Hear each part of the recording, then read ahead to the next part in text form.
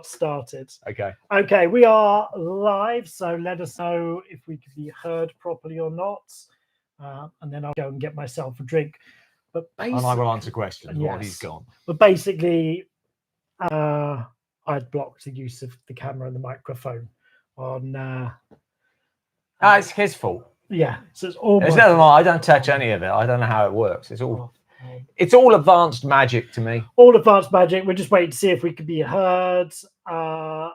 Good evening. Actually, it's not what I was going to say, but your thoughts on that. I'm still waiting for confirmation on that we could be heard. And then Robin will get into answering some questions. We are heard. Okay. Graham's cool. going to vanish for a moment. I will see you in a little bit. Here's Robin. It's me you all come to see anyway. Excuse me, I move across because I can't read the questions from there. So I'm going to scoot back to the top of this. Excuse me for trying to do two things at once.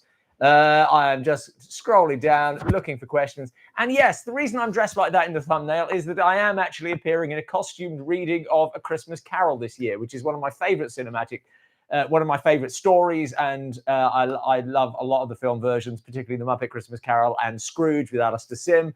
But I've never got to do it on stage before. And this is like a reading. There's 5 of us doing it, but it is a reading of the story as Charles Dickens used to do. So really looking forward to that, not least because Victorian clothes really suit me. I look great. What is your favorite horror movie set in the Victorian era?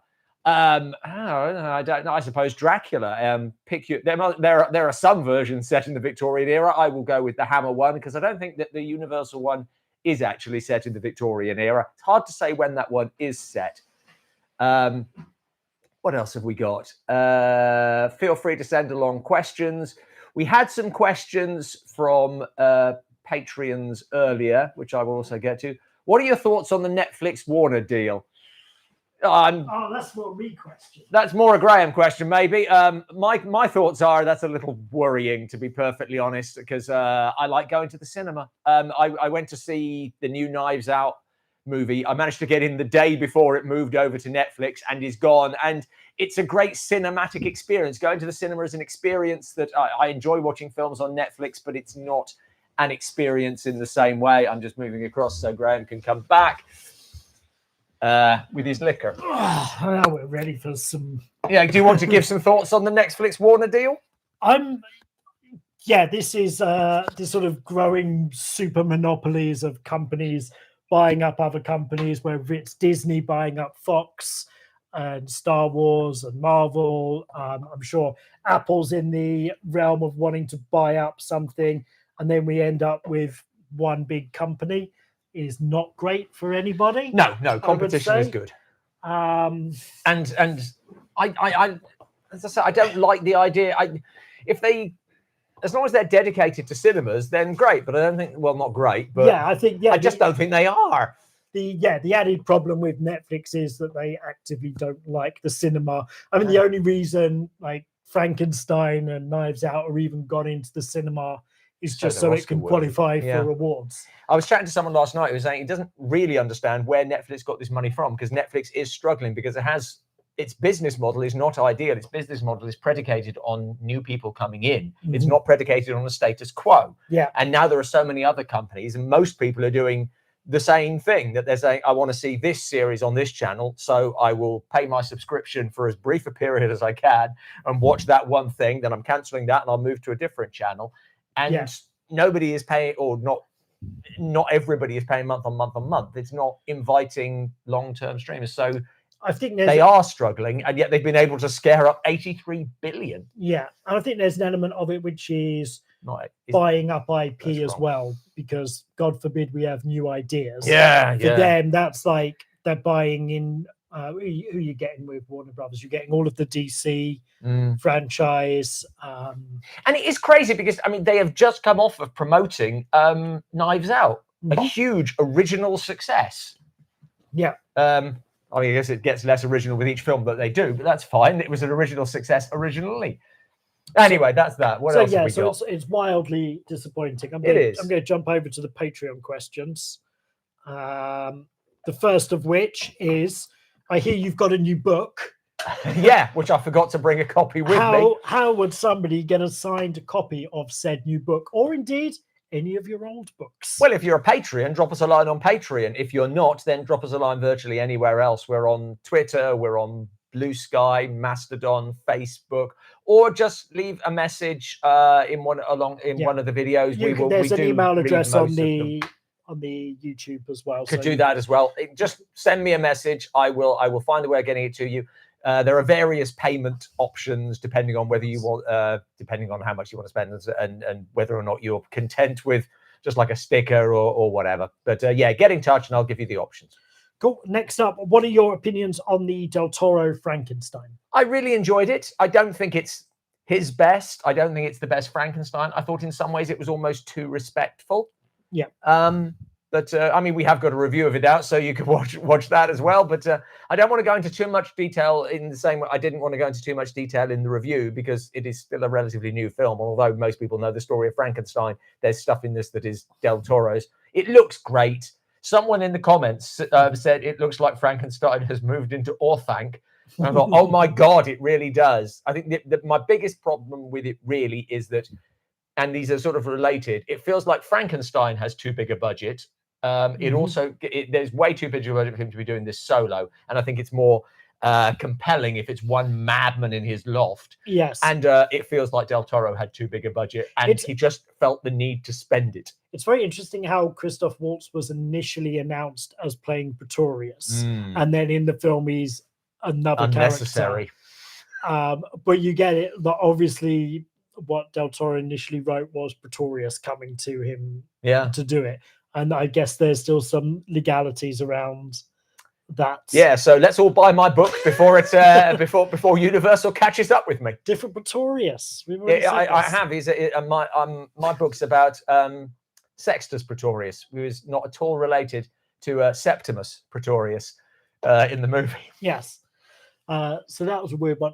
Here's when you talk about it being very slavish to the book. It's the not about slavish, but the Arctic setting is just feels so out of place. I liked that. I just didn't like the fact that when he was Superman, Superman. that was a weird way to start it with that, and it didn't feel consistent with what followed. Anyway, the next question? What was your favorite special we produced this year, and what was your favorite review? We were chatting about this. I think we've done some really good specials this year. If I was pushed to pick one, I would go with the Todd Slaughter one because it was a bit different. Yeah. But I thought we did I loved the Wax Museum horrors.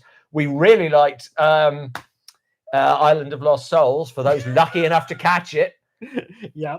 You see, Universal bastards like this. You've got to be careful what you put out there. Yeah. I guess we've got like another year before that film falls out of copyright. It's going back up. It's going up January 1st. Sodom. Did you have a favorite? I liked the two color ones, like they were very interesting film. House of Wax. What was it? Yeah, Mystery of the Wax Museum. Mystery of the Wax Museum and Dr. X. Dr. X. Those are quite interesting for the sort of groundbreaking technology that's being used at the time. I also quite enjoyed our first one of the year, which was James Whale's non-horror ones. Yeah. And I'm really hoping we're going to get some of those films on Blu-ray in the new year. That would be cool. Via Vision's doing a box set of them, and it is included Green Hell. Which was the one film I could not find anywhere close to the only copy I could find that was remotely watchable still had like hard encoded Russian subtitles. Right. So the one that Vincent Price said about 5 of the worst films of all time were in that one film. But the sets that they built for that ended up turning up in a lot of the Mummy films afterwards. Yeah. So they got their money's worth out of all of the set building. Matt Baum, he did, as another YouTuber, he did like a video on James Whale quite recently, looking at his career, and that's quite interesting. So just check piggybacking off of us, I'm sure. What is your favorite movie sound, or what was the favorite review from the last year? I don't know. I don't know if it was our best one. I quite enjoyed the Project Metal Beast just because we turned my dad into a werewolf. Yeah. And the Human Duplicators because we turned him into a robot. I think it's like he does science for us as well. It's like jokes in them that we appreciate and then forget about the review. Yeah. I liked Mrs. Lovett's titty pies. that was great. Favorite movie soundtracks? I mean, it's hard to get past John Williams sometimes. I love John Williams stuff. I adore Ennio Morricone's music. When he died, then there's that wonderful piece of music at the train station when Claudia Cardinale arrives in Once Upon a Time in the West. And that will, just listening to the music brings tears to my eyes every time when the strings soar in that. There's just something about that note. It's like a conditioned response in me. It's beautiful. Cool. Yeah, I've got John Williams probably tops it out overall, but other ones that are interesting. I like Michael Giacchini. I don't know. Michael Giacchini, whatever his name is. He does a lot of the Marvel and Disney ones. He did The Incredibles, which I think is a really great one. I really like his score for War of the Planet of the Apes. I've also got to mention Masaru Sato for his score for Yojimbo. That's one of my favorite movie scores. Just the sort of the marching music. I remember when I was listening to that on YouTube sometime. I was just scanning through the comments, and a guy said, I'm a security guard in the factory, and when I'm walking around, this is in my head all the time. I love that. It's really good sort of walking to music. Other soundtracks I like the soundtrack to House of Flying Daggers. Quite often it's like films that I like, and then you associate so much of the music with the film. So that's another one that I really like. I love Bernard Herrmann's scores for a lot of Harryhausen films, but especially for Seventh Voyage of Sinbad. I love that score. Quite liked the score for the Robin Hood film we've got reviewing up. I quite like. All right, some of that. That's Philip Martell. Yeah. So there's a few of those. Yeah.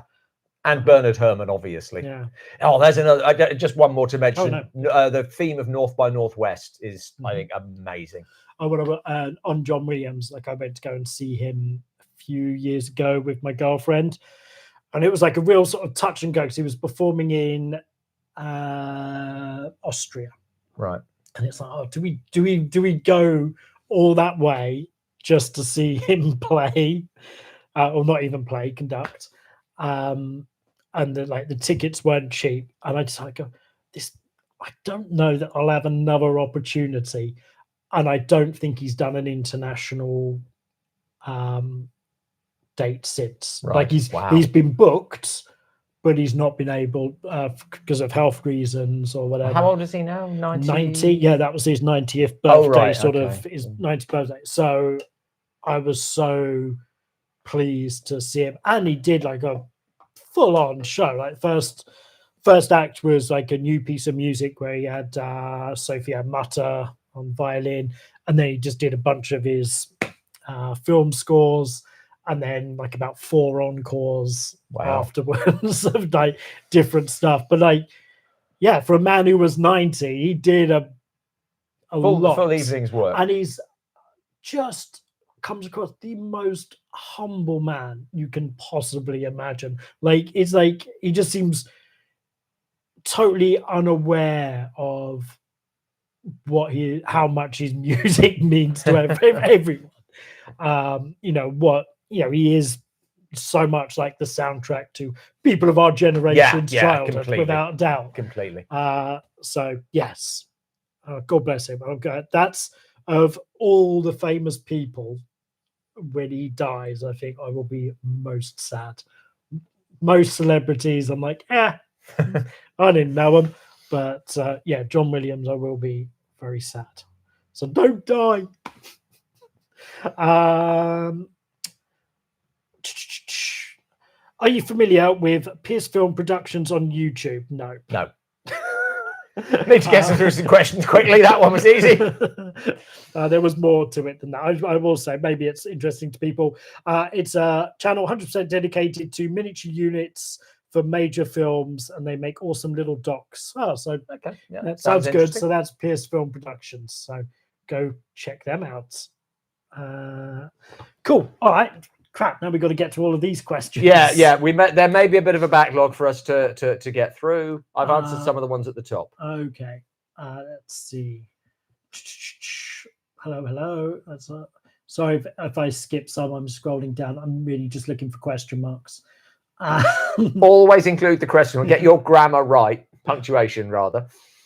Well, no, we did the Netflix deal. We did. I think that was the last question. Okay. So everything under there. Any choice for the next Bond girl? No. Do you know what? Let's get a Bond and a film and all that jazz. My choice is, and whether or not this rumor is true or not, but Jeff Bezos wants his girlfriend or wife to be the next Bond girl, and I want it to be her because then you don't have to worry about seeing it. Right. You just know right then they've just shat all over it, and you don't have to worry anything about that. Yeah, that will. They've had a good run. I don't need to see these films anymore. That will just put a perfect bookend of never having to worry about. I'd like to see Anna de Armas come back again because I thought her character got underused in that terrible not terrible. Yes. Yeah. But she did the ballerina this year, which is kind of the same. But anyway. Yeah. Favorite Christmas horror movie? Gremlins. Yeah, probably. But we did a video on Naughty and Nice many years ago. Christmas horror films where we pick out some of our favorites. So Nightmare Before Christmas, Black Christmas, Krampus, and Rare Exports. Yes, yeah, that was a fun. Those are some great Christmas ones. I think you want a little bit of comedy in your Christmas horror. Yeah. Have you seen Weapons yet? Yes, I really enjoyed it. I don't think you did. I don't know. I was completely sold on the ending. Yeah, so I'll leave it at that. Because I don't want to ruin it for anyone who has seen it. It was kind of once they started explaining things, it started to lose me a bit. When it was you had no idea what was happening, I was more engaged in the mystery. And it's so often when you explain something, it loses. Yeah, a lot. Yeah.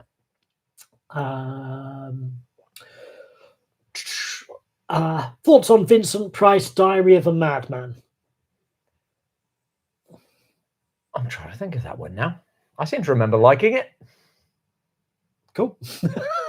I can't quite place it in my head. I know I've seen it.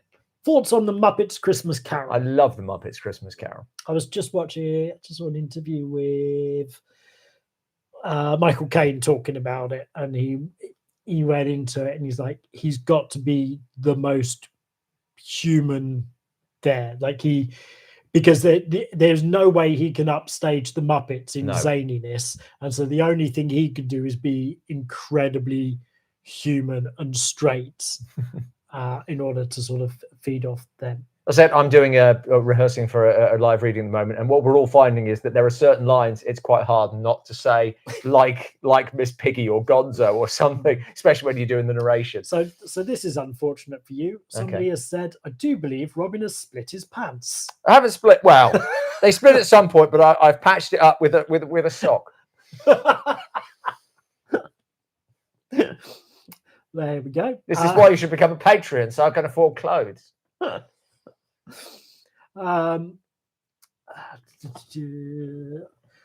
Is it just me, or does industrial Dickensian working conditions go well with Orwellian totalitarian, like the look of the conditions the USSR had under Stalin?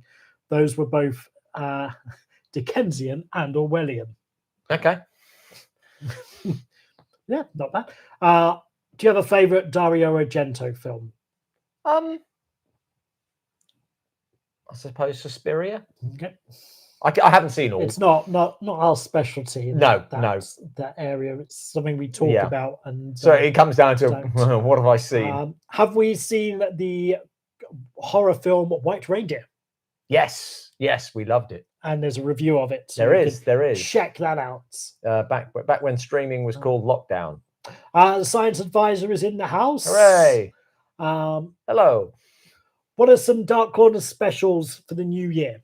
Well, we've got a top 10 Bela Lugosi horrors to come out. Mm-hmm. That will be I don't know when that'll be. I don't know why I'm trying to predict that sort of thing. March-ish, because we usually take a bit of a break in Yeah. when we start off. Yeah, we don't get a lot of revenue out of the early years, so we'll push it back.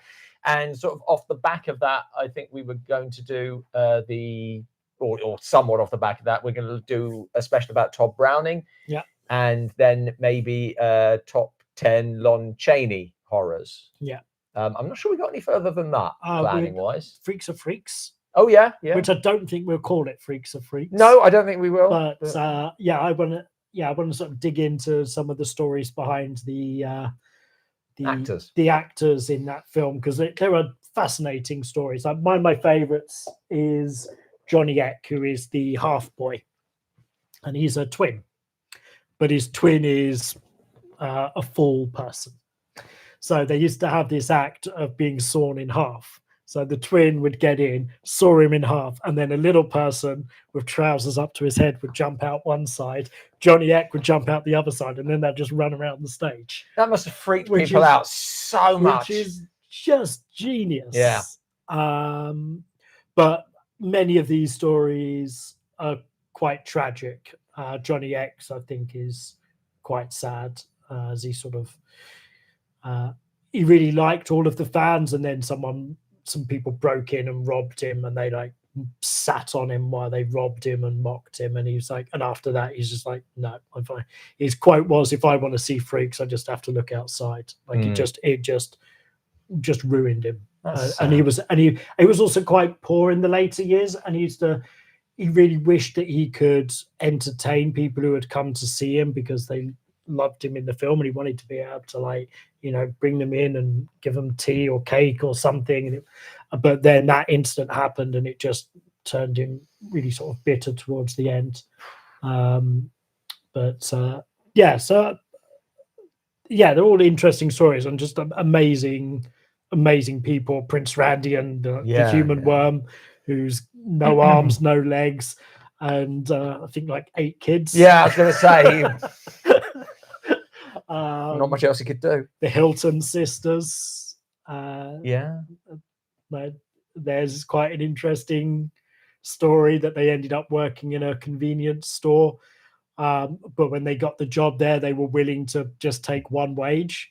But the guy went, no, we'll set something up. So they did it so they could both work a counter each. Yeah, that'd be interesting. But I mean, there's it's tragic because there's some really interesting highs and like really just catastrophic depressingly lows. Yeah. So we trying to find like a balance in that story.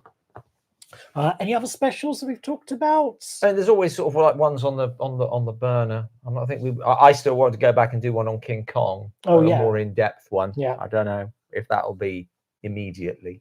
Yeah, maybe we wait for that to fall out of copyright. Yeah, maybe. That's not too long now. No, it's not. So how long is it? When is it? What year is it? 30? I mean, how long is it until things fall out of copyright? I can't remember. Okay. But King Kong's 33. Oh, it's a while. Because last year London After Midnight fell. Oh, right. So I think we're at 29. Feels like a very arbitrary number of years. Yes. It's like 110 years? No, it's like 96 or something. I think it's something weird like that. So I think it's 29 in 26. Okay, anyway. 30, 27. Yeah, whatever it is. Okay. Hey there, Robin. It's Michael just stopping by to say hello. Hello. Do you know Michael? I know some Michael. Is there any more context than that? And I'm going to share you out as well. Okay. That doesn't tell me much. Sorry, I know various Michaels. Okay. That doesn't tell me much, but thank you. It's not your dad. No. Different Michael. Different Michael. Revealed the science advisor's name. Favorite Christmas song? Favorite Christmas song? Probably Fairy Tale of New York. Mine's the Christmas Date Rape song, which is It's Cold Outside. I think it's good. Will there be a silent DC special this year? Ooh, I don't know. I mean, What would they're obviously the Todd Browning one will have a lot of silent Oh, stuff yeah, in it. yeah, so there'll be some and stuff in the there. Lon Chaney one will be almost exclusively silent. I don't know if there'll be a single film one. We haven't talked about it yet. It's not another sort of big tentpole one. Metropolis. Metropolis is the one that's like looming on the horizon. Yeah. I like to purchase physical media, and it sucks because Netflix is just streaming. Yes, and this is something I was saying to Robin, because we've bought a lot of DVDs and things of doing this, and Robin was going to sell them, and I went, well, some of these are actually worth a bit of money because they're just not getting released. Yeah. A lot of them are, and are actually getting, since we paid stupid money for them, they've since been released in better versions and much cheaper. But you don't know what's going on with physical media, and you also can't count on the stuff staying on the streaming services. No. Friends is coming off of Netflix. I'm assuming it will go back once they bought Warner Brothers. Yeah, probably. But even like, Disney made that new Willow series, and so that's like a brand new series that they've produced specifically for their streaming channel, and then they just took it off after a year because I guess they'd have to pay some sort of residuals.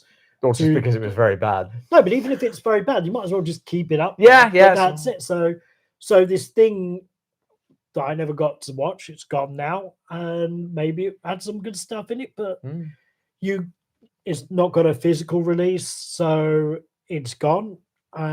It's going to be sending people back to piracy, which I think initially, when streaming started, really was the most successful thing at stopping piracy. Yeah.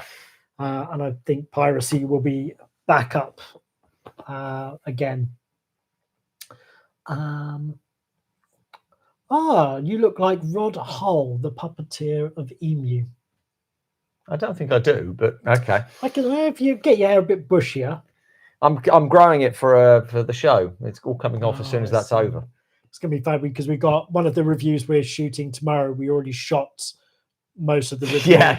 And we basically got to shoot a little inconsistent. We've got to shoot a new top and tail, so that's going to be obvious. Have you seen Tales of the Unexpected? I'm not sure that I have. The series? Yes. No. Okay. Or certainly not all of them. We answered Christmas films already. How can an adaptation be too respectful? That's a good. I think I'm actually cagey about sort of like saying, because this is referencing presumably what I said about Frankenstein, and maybe I'm just not expressing it terribly well, but it feels like Del Toro is trying. It feels to me like Del Toro is trying too hard to please everybody, and just okay, I've got to have this bit in here. I have to reference Hammer, and I'm really glad that he does, and that I have to reference Universal, and we have to stay true to the book so that people don't fetch about that. It's just like it doesn't feel like it's sometimes that film didn't feel to me like it was doing what Del Toro would have done if he hadn't felt obligated to please everybody. That maybe it felt it had to have this stuff to please people rather than to tell the story that he wanted to tell. But then that may be my impression. When I watched it, I felt this film is both too long and too short. Okay.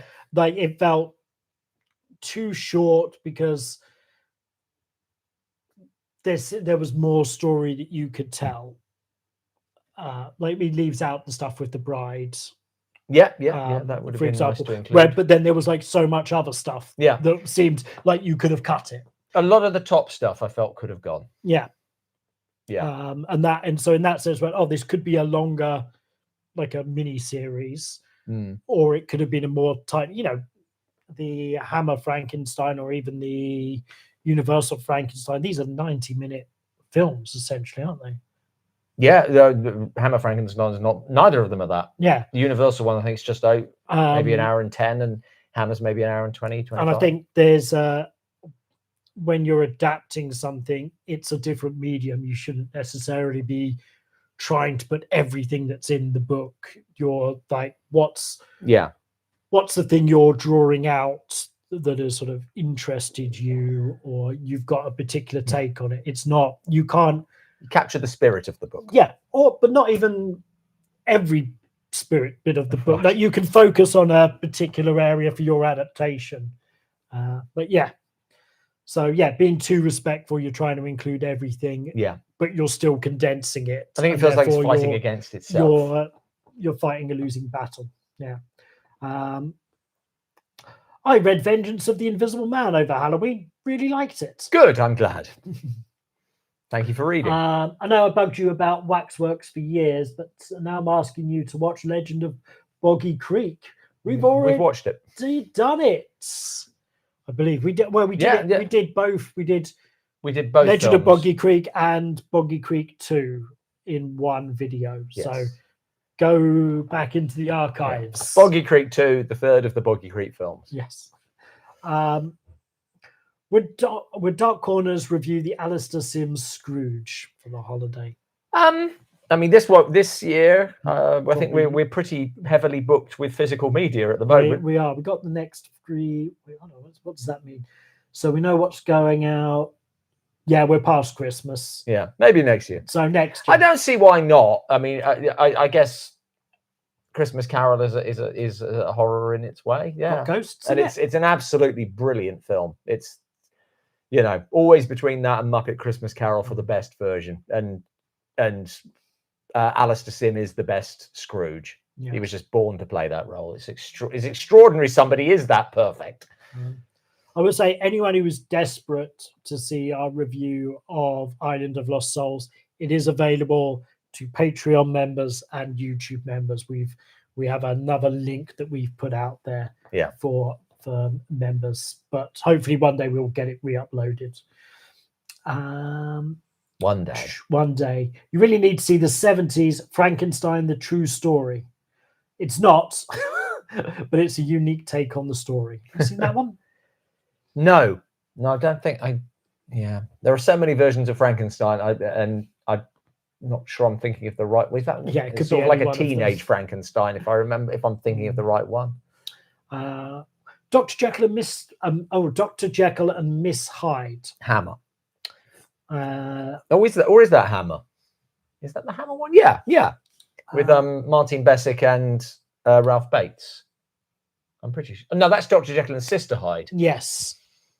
What was the one that Eddie Izzard did recently? I don't remember what it's called. There's that one. There's so many versions. So I don't know. Let me have a quick look. Let me give you a question. Okay. Have either of you ever walked out of a film that you've paid to watch? So gone to the cinema. I'm trying to think. I walked out of one, but just because I was feeling sick. That's probably not what you mean. Oh no, Dr. Jekyll and Miss Hyde looks like a horror 90s comedy. Sean Young. Yeah. No, that's not really our. Because the comedy ones don't really work so well for us, so we probably won't review that. Yeah. I've never walked out of a film because bad logic of I've paid to see it. So I'll be irritated. But actually I should be more respectful of my time. Worth more. I wish I'd walked out of Drive Away Dolls. Okay. That was terrible. And then I saw a Japanese film that was boring and I really wish I walked out of that.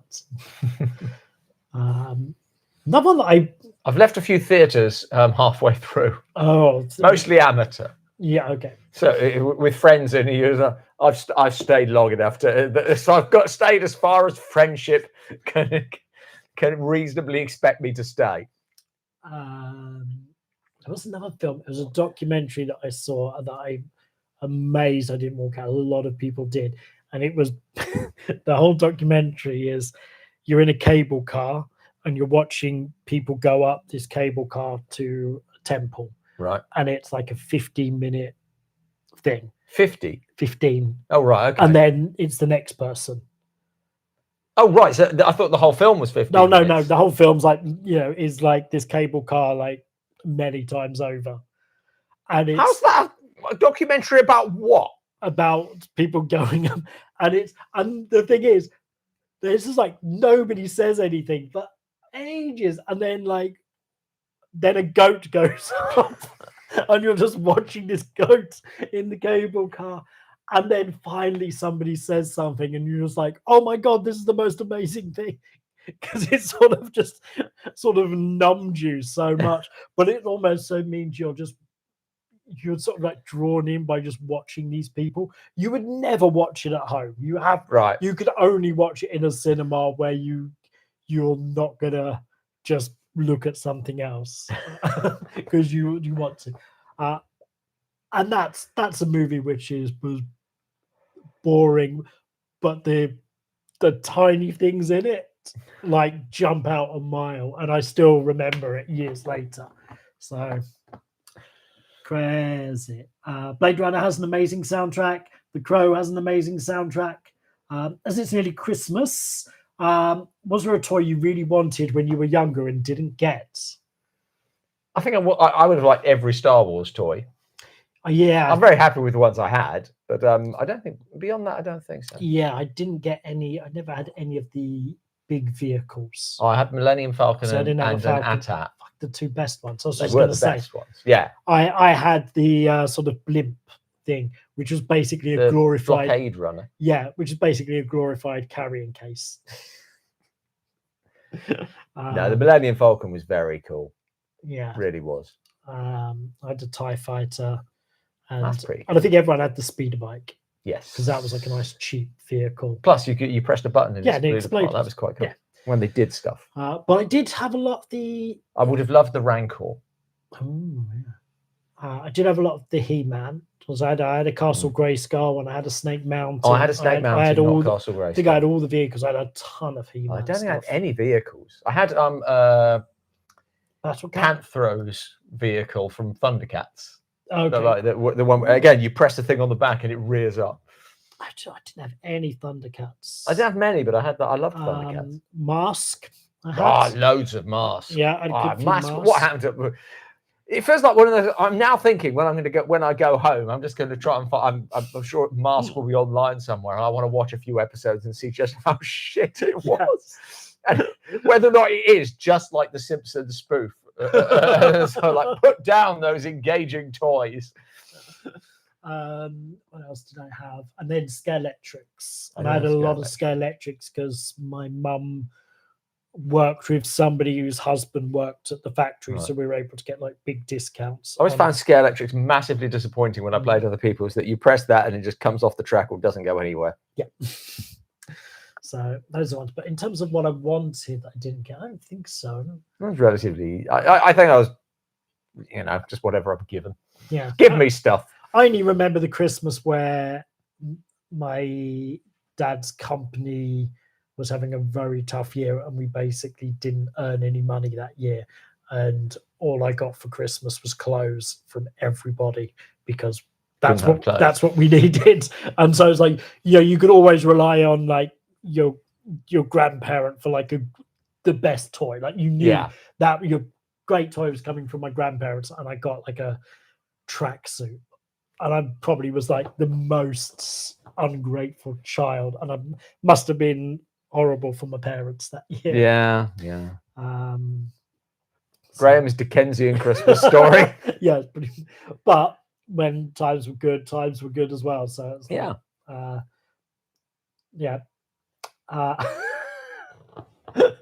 how much was that woven bamboo flooring? It was cheaper when I bought it than it is now. So it's a good job I bought it nice and 9 years ago or whenever it was. Yes, renovations are happening here. Yeah, just finished. I've just come in for the first time in a while, and it is genuinely startling how much the stuff off camera has actually changed. I buy one room. One room? Well, no, 2 rooms. There's a great hole in your kitchen. Yeah, there's a big hole in the kitchen. And all the cupboards have gone. One room is actually redone. Yes. Another room is just a building site, but it's definitely different. Yeah, the bathroom's been completely redone, and it looks very nice. But yeah, the bamboo flooring remains. Yes. It's a feature. But again, it's a good job I didn't put it down because I've had all this building crap all over it. Yeah. And so yeah, everything in this house now has a fine coating of dust my over it. procrastination has paid off big style.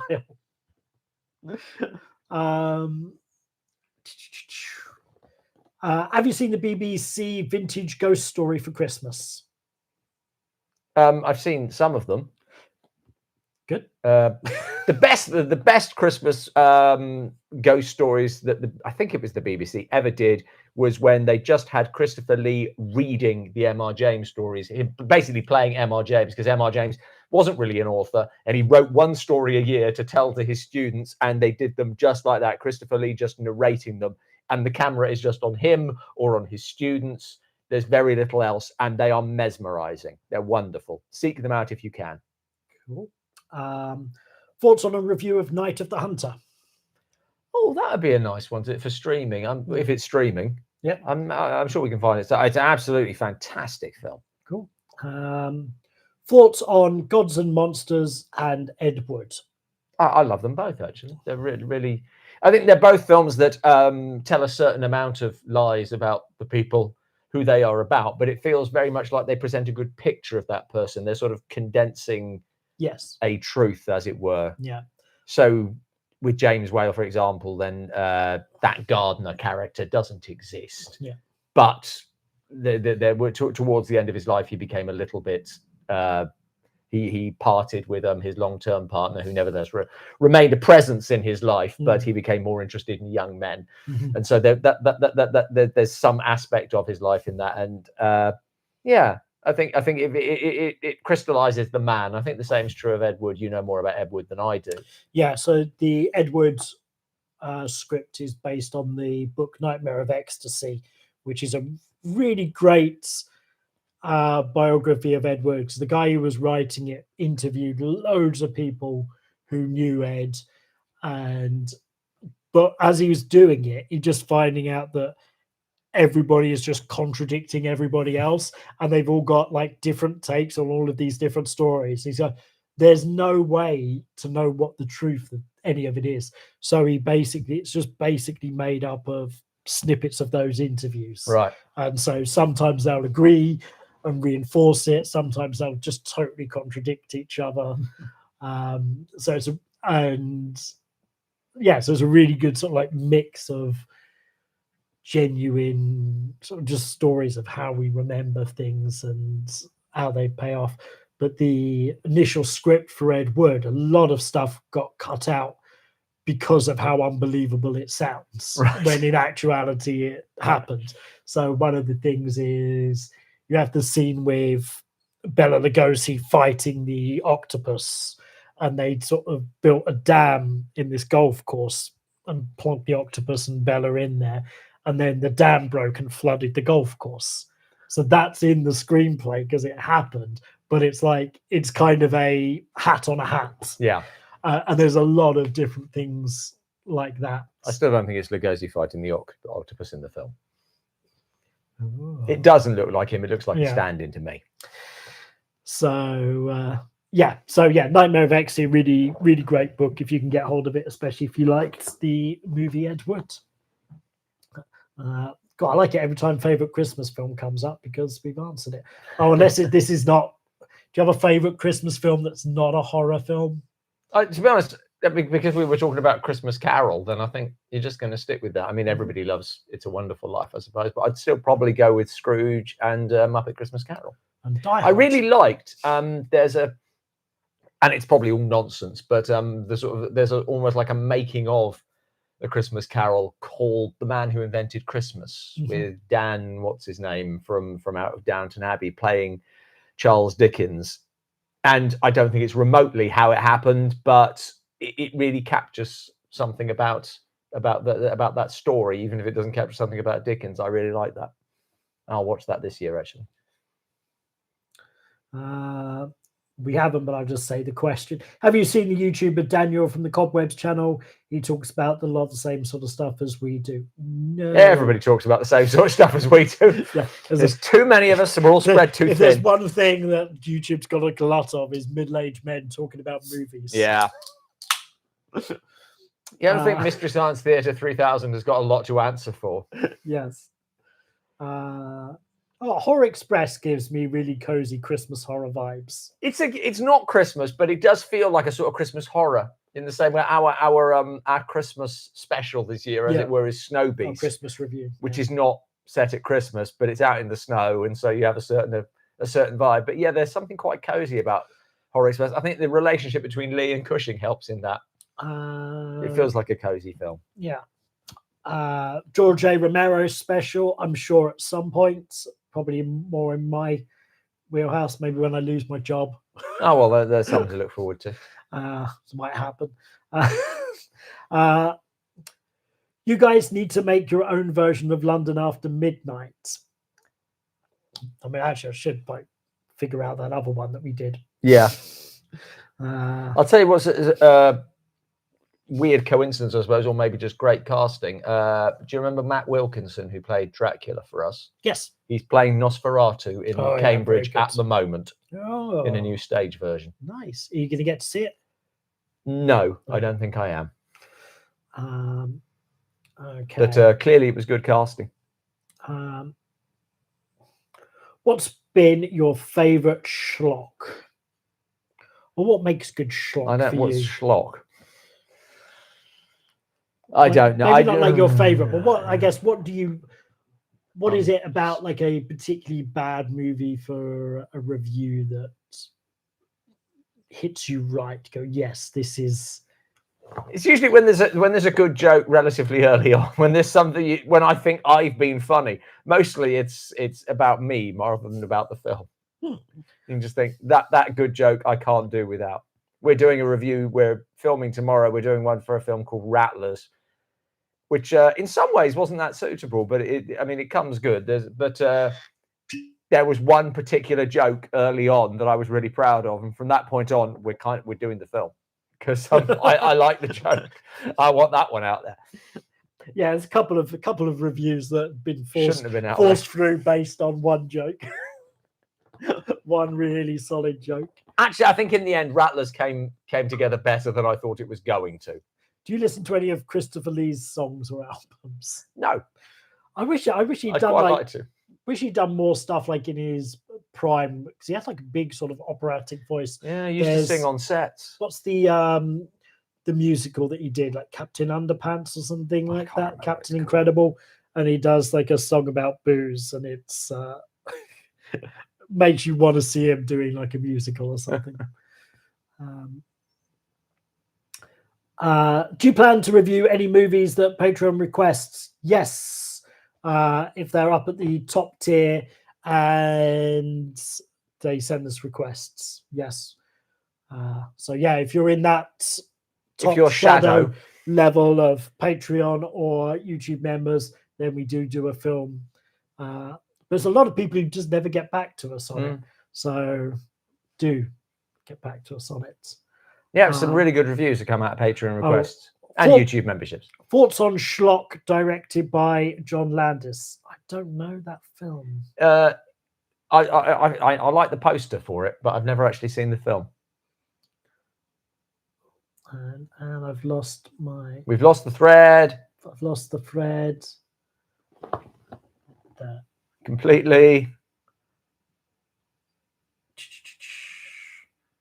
We did that. Mario Bava definitely deserves a special. Horror Express, John Landis. Here we go. Okay. Sorry about that. If Robin looks like anyone, it's got to be Jimmy Hill. I'm so glad this will turn into it. The number of people I've been compared to over the years. It'd be great to have the list. Yeah, because none of them look anything like each other. Are you in a personal cinema room? Those chairs look very plush. Yeah, we're in my living room, and but there's the chairs, the TV in front of us. The chairs were a sponsorship many moons back. Yes. Yeah, we haven't been offered any good sponsorship deals. That was a nice little run there where we had like a few good things. Got projector, got chairs, got the virtual tour of the Harryhausen exhibit, which I quite like. Get lots of DVDs now. Yeah, that's the what we get now.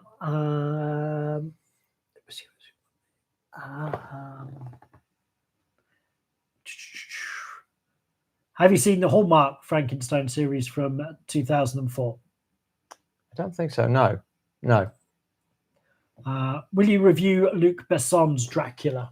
I didn't put that on the list of films to talk about tomorrow. No. Is that coming up? Yes. Yeah. I think it might even be out already somewhere. Right. I quite like Luc Besson as a director. He's very up and down, but he's made some really good films. But I hear Luc Besson's Dracula, and I feel like I know what that would look like, and I'm not sure I'm behind it. But prove me wrong. Unless it really did look like that. That's the problem. If there was like a heavy Fifth Element vibe to it, then I would be very interested. Any thoughts on the passing of Udo Kier? Well, it's very sad, obviously. I mean, we reviewed him in Flesh for Frankenstein many years ago, and we were looking, or I was looking at least on doing. Now, what's the Dracula one called? Whatever the sort of the companion piece. And actually, it's not such a bad. It's nowhere near as bad a film as that. But both You've of got them, the fuck life in the gallbladder. Yeah, isn't it? The Frankenstein one. This is the thing. It's a dreadful film, Flesh for Frankenstein, but you can't fault the commitment of the performance. He is going 100%. I mean, he was a very fine actor. Yeah, sad. Do you have a favourite version of A Christmas Carol? As I said, either Muppet Christmas Carol or Scrooge. Those are the best ones. What about Scrooged?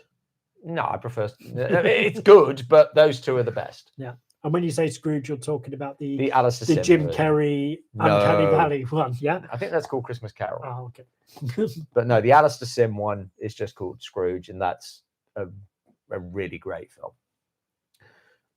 We have not seen any of the J horror films from Danae Gothic. I guessed that one for you. I think you guessed right. Are there any films you don't like but want to give some reevaluation? And why is it The Prestige? Oh, I don't think so. I mean, if I didn't like, there's a few films you think maybe I should give that another chance, but more often it's sometimes films that I think I like and nobody else does. And I think maybe I saw it when I was drunk or on a good day or something. Right. Maybe I should go back and reevaluate my opinion on that. Yeah, is there a film? But generally, if there are so many films out there, you don't have time to watch all the good films in your life, even if you spend all your time doing it, which I can't afford to. So I don't see the point in going back and watching something again that I didn't like on the off chance that I'll like it this time. I'd rather watch something that I think I probably will like. Oh yeah, our Val Luton Cat People video also got taken down. Yeah, that is also just available to Patreon and YouTube members, but it is available at the cheapest level. So $2 will get you access to it, and then you can cancel if you're that desperate to see it. Have you seen Arabian Adventure 1979 with Christopher Lee and Peter Cushing? Is that the... Oh, good grief. I watched a bunch of Christopher Lee films when we were doing the Deaths. The Christopher Lee Deaths. I seem to remember that. I think that's the one. Is that the one where he sort of like almost explodes at the end or something? And there's something really weird. I think I must have seen it, but it clearly didn't remain with me in any way. There is a new He-Man movie in the works. Yeah. Have you seen anything of this? I seem to remember seeing a star's name touted, and I don't remember who it was now. I can't remember. I think it was it struck me as improbable. But what struck me from what's been released so far is it starts off on Earth. And it's kind of like, wasn't that the problem with the one from the 80s? Is not the only problem, but yeah. But it's like you've got this incredible spectrum of worlds, and then they come to Earth. And I'm guessing in this case, it starts on Earth and goes to Eternia. And then he finds out that he's the prince of a thing. I was like, why are you tying it? Is it that sort of sword and sorcery is such a tainted genre now? of fun that you can't. But I think then it's better to set it in another world because it doesn't have to abide by the rules of. I know that's this so, one. It's a very odd. Seems decision. crazy, but there we go. Incidentally, if you're watching and enjoying this, please hit the like button. Oh yeah, that's always good. What do you think about the Bela Lugosi biography film coming out soon? I don't know anything about it. I didn't know there was a Bela I think I Lugosi. vaguely heard something about it. I don't know how. Oh, is this the one that Leonardo DiCaprio is supposed to be starring in? Yes, I think that's a way off and could also get cancelled. That feels like or one of those random because that's terrible casting. Because also Leonardo DiCaprio was going to play Johnny Eck in a movie at one point, so a lot of times these things get How old announced. is Leonardo DiCaprio now? Ooh, I'm going to say he's 50 something. Yeah. So even though Lugosi achieved fame late in life, I'd say he's already too old to play, because you don't make a Bela Lugosi film and not include him playing Dracula. The thing is, Lugosi aged really, really well. Yeah. Certainly initially. I mean, he does not look his age when he's playing Dracula. No, I'm not. We'll see. I'm not sure anything's going to come of that. But at the moment, a little underwhelmed. Yeah.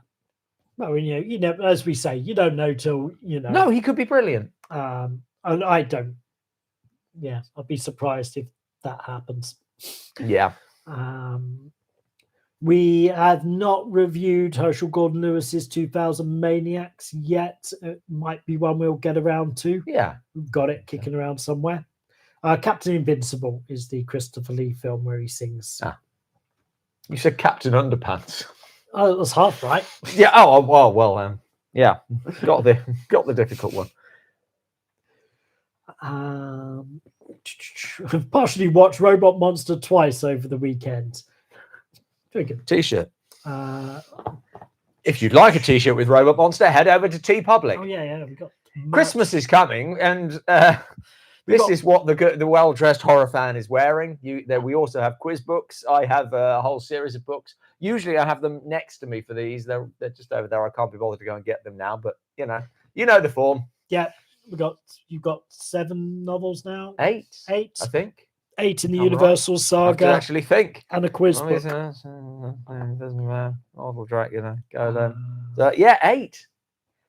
8 novels and a quiz book. Send us pictures of your Dark Corners bookshelf.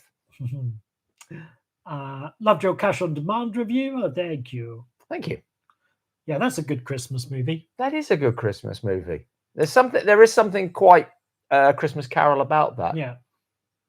Any horror cartoon suggestions? Horror cartoon suggestions? Struggling to think of anything. All I can think of is Secret of Nim. Right. Is it Chrysar, the Pied Piper? Oh, that was good. There we go. About a cartoon, but stop motion animation. Yeah. The Pied Piper one. Yeah, that was great. We like that. Dirty Harry or the Death Wish films? Dirty Harry. Thoughts on the Netflix and Warner Brothers merger? We talked about that right at the top.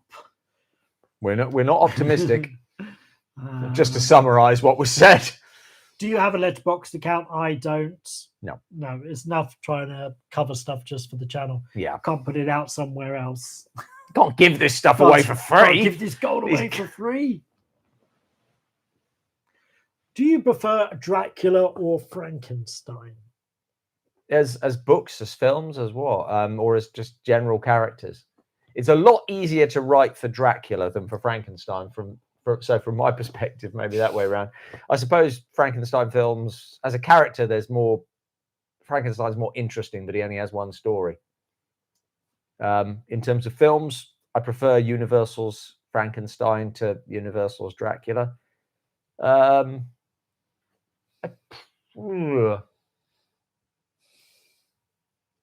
Hammer ones are slightly harder to separate. They're both very, very good. Maybe the Dracula's the better film, but on the other hand, Peter Cushing's so good in Frankenstein. If you take the Dracula films as a whole and the Frankenstein Hammer, right, then the Hammer Frankenstein ones are way better. Yeah. But Universal has the 2 masterpieces. Oh, you mean the Dracula ones? Yes. Yeah. You have Evil of Frankenstein's a bit iffy. Horror of Frankenstein is just bad. But the rest of the Frankensteins, they all have something to recommend them, and some of them, there's good ones to the end. The Dracula films are just decreasing returns. Yeah. Yeah. It's a hard question to answer without specific because there's so many versions. I guess the difference is like Dracula kind of ends after one story. It's harder to continue Dracula on in terms of sequels, but there's a clearer story there where the Frankenstein character. The thing is, Dracula, you can put it as is not so much a story. Dracula is a character. Yeah. So you can take Dracula and you can put him wherever. Yeah. And so you can do a modern story like I did, or you can do whatever you want. Frankenstein is defined by the story. Yeah. It's about a man resurrecting dead things. So even if there are different characters, I mean, I saw Project Metal Beast that was referred to as a Frankenstein story. Yeah. It becomes generic. You can only tell the one story, and that makes it much harder to reinvent. Or I found it that I was never. People have responded very well to my Frankenstein books, and that sort of surprised me because I thought I'm not sure I've nailed this. I don't at all. I found it incredibly difficult to find anything original to bring to it. Right. Because there's only one story. If that thing doesn't happen, it's not a Frankenstein story. Okay. I think Hammer did an extraordinary job of focusing on the character rather than that story. But still, every time Peter Cushing has to be doing the same thing, and that did end up limiting it to some extent. But things like Frankenstein Created Woman, they found really interesting, novel ways of looking at it. But it became more about the character, which is I wonder how much of that benefited from. So they did Frankenstein and then Return of Frankenstein. Then Return of Frankenstein, then Evil of which is the when they did Return of Frankenstein, that's when they did the deal to do the TV series, right? And they wrote a bunch of episodes for that. Oh, I see. That didn't get made, but then became the future idea for Frankenstein, Creative Woman and stuff. So the TV episode that was made was not one of Hammer's scripts. That was one of the ones that was done by the other company in America. Oh God, what's his name? Who wrote The Wolfman? Siodmak. Yeah, Kurt Siodmak wrote and directed the TV pilot. Yes, I did know that. So they didn't do the Hammer ones as a result, and then so when that series didn't happen, then Hammer rolled those into their things. But Evil of Frankenstein, which is the first one where they kind of get the rights to do Frankenstein stuff, they kind of crowbar it all in. And I think Flathead. I think that was partly due to that permission that they suddenly found themselves with. It made for a wiki film. I do also wonder if they were sort of like the fact that they had Peter Cushing there, who was never going to shortchange the character, and who would, the very nice man, but who wasn't going to let this be cheapened in any way. Yeah. So I think having someone like that driving it, saying no, we're going to do this right. So I can't remember how we got there, but let's go. Somebody else, Robin, I can't believe your flyers are undone. They're not. I know they're not because I left them undone earlier and did them up. If anyone wants to contribute money for Robin to get a new pair of trousers, have a crowdfunding page.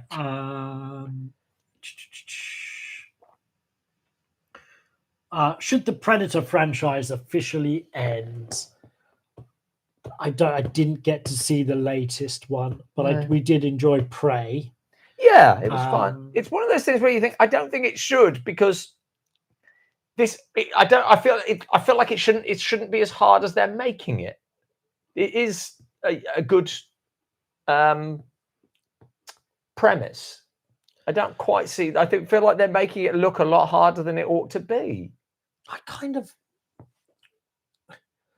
I think one of the things that I struggle with a lot of films at the moment is the weight of law that's being Yeah. put on them, and this sort of adherence to what's gone on before, where sometimes just telling an interesting story would be Yeah. better. You learn absolutely fuck all about the Mm. Predator in Predator. Yeah. And that's the film that works.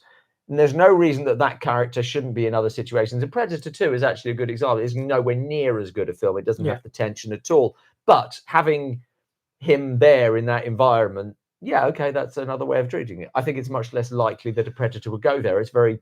Yeah, It and then, but seems- then you had the idea that the gun that turns up in Prey is introduced in Predator 2, and it's like, oh no, just stop it. Yeah, Mad Monster Party, somebody else for cartoon. Yeah, that's fun. Have you seen Dan Curtis's 1973 Frankenstein? No, that's the one we've done a couple of Dan Curtis's ones, but we haven't done Frankenstein. Best and worst Leslie Nielsen movies. Oh, someone's just donated Thank you. $20 to get you some trousers towards Robin's pant repair fund. Oh, it's not for a new pair of trousers, it's for a patch. Thank you very much, Gaposaurus. You're sparing us all. Yes, anyway, Leslie Nielsen movies. Best And Airplane. worst. Airplane. It has Worst, to be, doesn't it? Dracula, Dead and Loving It. I doubt that's his worst. Oh, no, we've done one. What's that one we did? Oh, good grief. That's on the 70s paranoia one. God. It had a really convoluted title. There's something of someone. It's not like Zodiac Man or something like... It's something weird like that. Yeah. Yeah, I can't remember. Yeah, that. It's the one which for some reason has Bob Hope in the thumbnail. Because Google Images can steer you wrong sometimes. Yeah, that's true. Yeah. I don't... Zachary Wheeler. The something of Zachary Wheeler. Yes. Is it the resurrection of Zachary Wheeler? Resurrection of Zachary Wheeler. Yeah, we'll go with that. It was terrible. Although Day of the Animals was hilarious as well. Well, that was a comedy, though. Anything with Leslie Nielsen, bare-chested, wrestling a bear, must be a comedy. What Hammer film do we want to see them do? Oh, well, we'd like to see... I think everybody has the same answer here, which is we'd like to see a sequel to Captain Kronos. And I do think a sequel rather than a reboot. I don't want to change what happened. I just want to recast and pick up where it left off. Oh, okay. And I think we're all agreed that I would be the best person to write it. Very good. I like how you changed the question. What was the question? The question is, like, I'm guessing it's more like, of the Hammer films, what would you like to see in one of their deluxe releases? Oh, right. Okay. No, I genuinely interpreted that completely wrongly. I don't know. I mean, the fact is, before they started doing them, I'd probably have picked all the classics because I'd like to know, I'd like to know more about behind the scenes of Frankenstein Creative Woman would be a good one. On the other hand, I've probably read as much as there's not that much more I think I could read on that. Whereas all the real unusual ones that some I've heard of, some I genuinely haven't, I know nothing about. And so all the extras, which is basically what you get out of these deluxe releases, have been fascinating. I mean, that damn yoga film, that's worth the price of an expensive box set any day of the week. That stuff is so much better. So to be honest, I love what they're doing at the moment. I think just keep doing that. There are some real oddments in Hammer's back catalogue. I wonder if they'll go. I don't know how far they plan to go back, but it'd be quite interesting to see like a proper restoration and information on the Lugosi one. That's what I was wondering. I think it's one of their first films. Yeah, I think it was their second. Yeah, as exclusive rather than Hammer, but still. But whether they're not, they're just hampered there by not being able to get the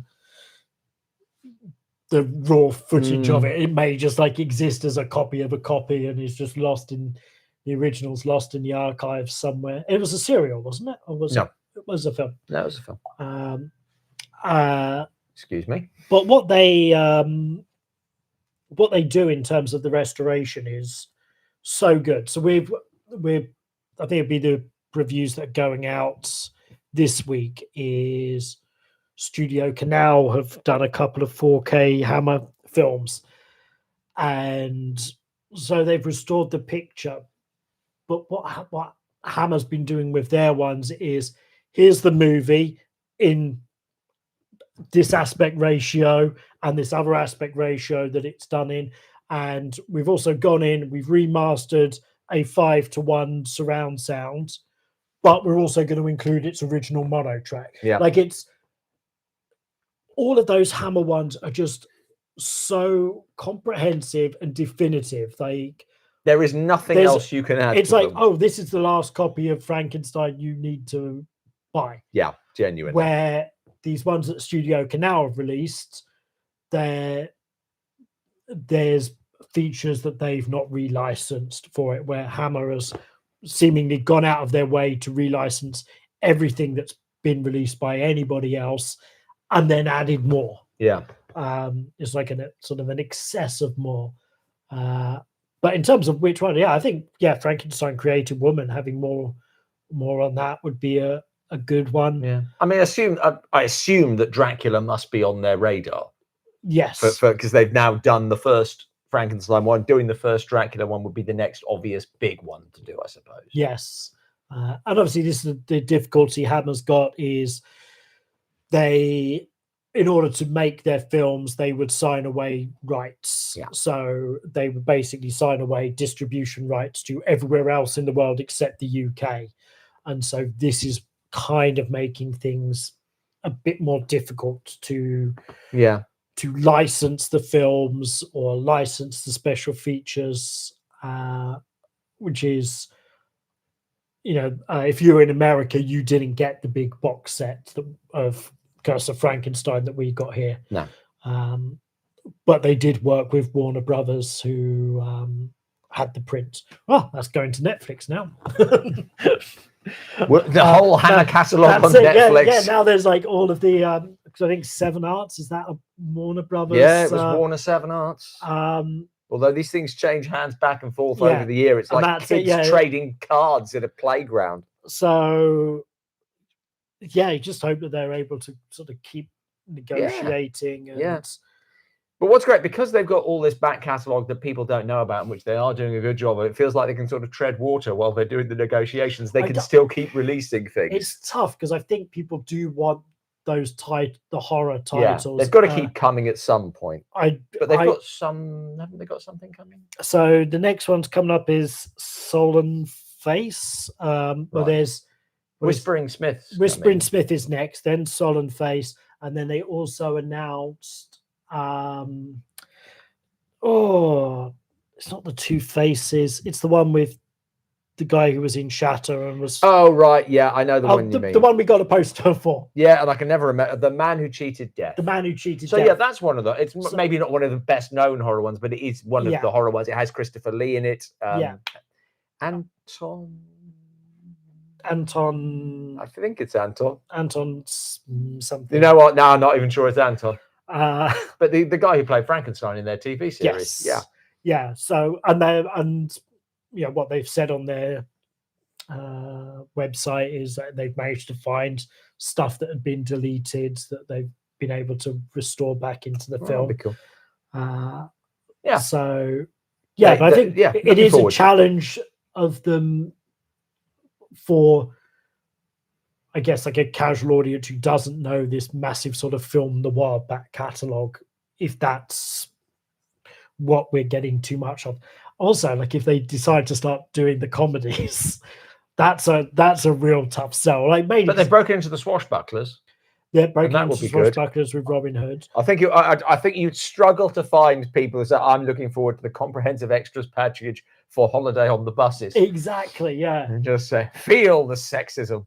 You can really experience it in 4K. Very rarely does comedy transfer through time particularly well.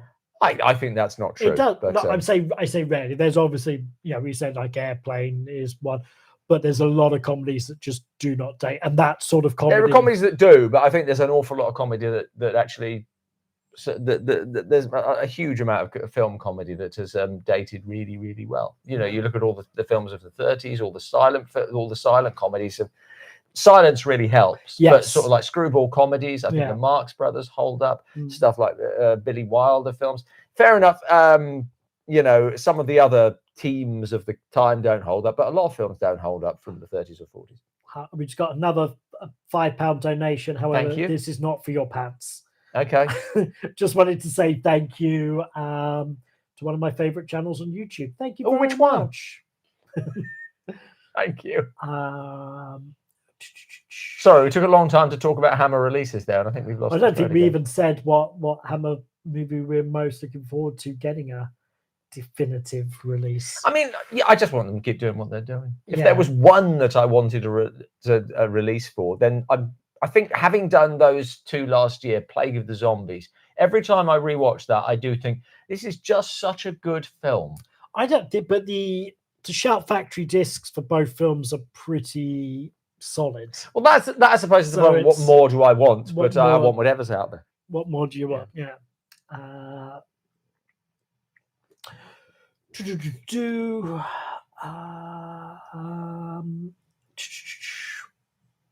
What teasers can you give us for your next special New Year's? We did that. It's not so much a teaser, but we're doing the top 10 horror films of Bela Lugosi. And then Todd Browning, The Freaks of Freaks, top 10 Lon Chaney horrors.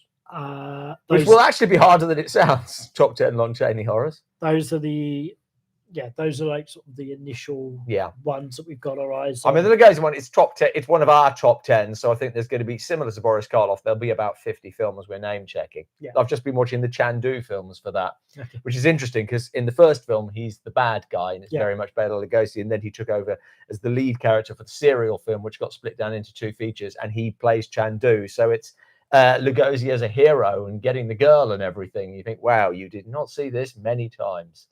But it's nice. He gets to disappear and do other magic. Yeah, looking forward to that. So those are the initial ones. But if you're a patron or YouTube member, Robin does a weekly bonus series. So this year, I forgot to upload this week's. Sudden memory. Well, you're a patron. I presume it's on your computer, isn't it? I'm not sure I even recorded it now. I think I have to check. Damn. Sorry if you're a patron. Sorry that's running late. It's been a bit of a week. Yes.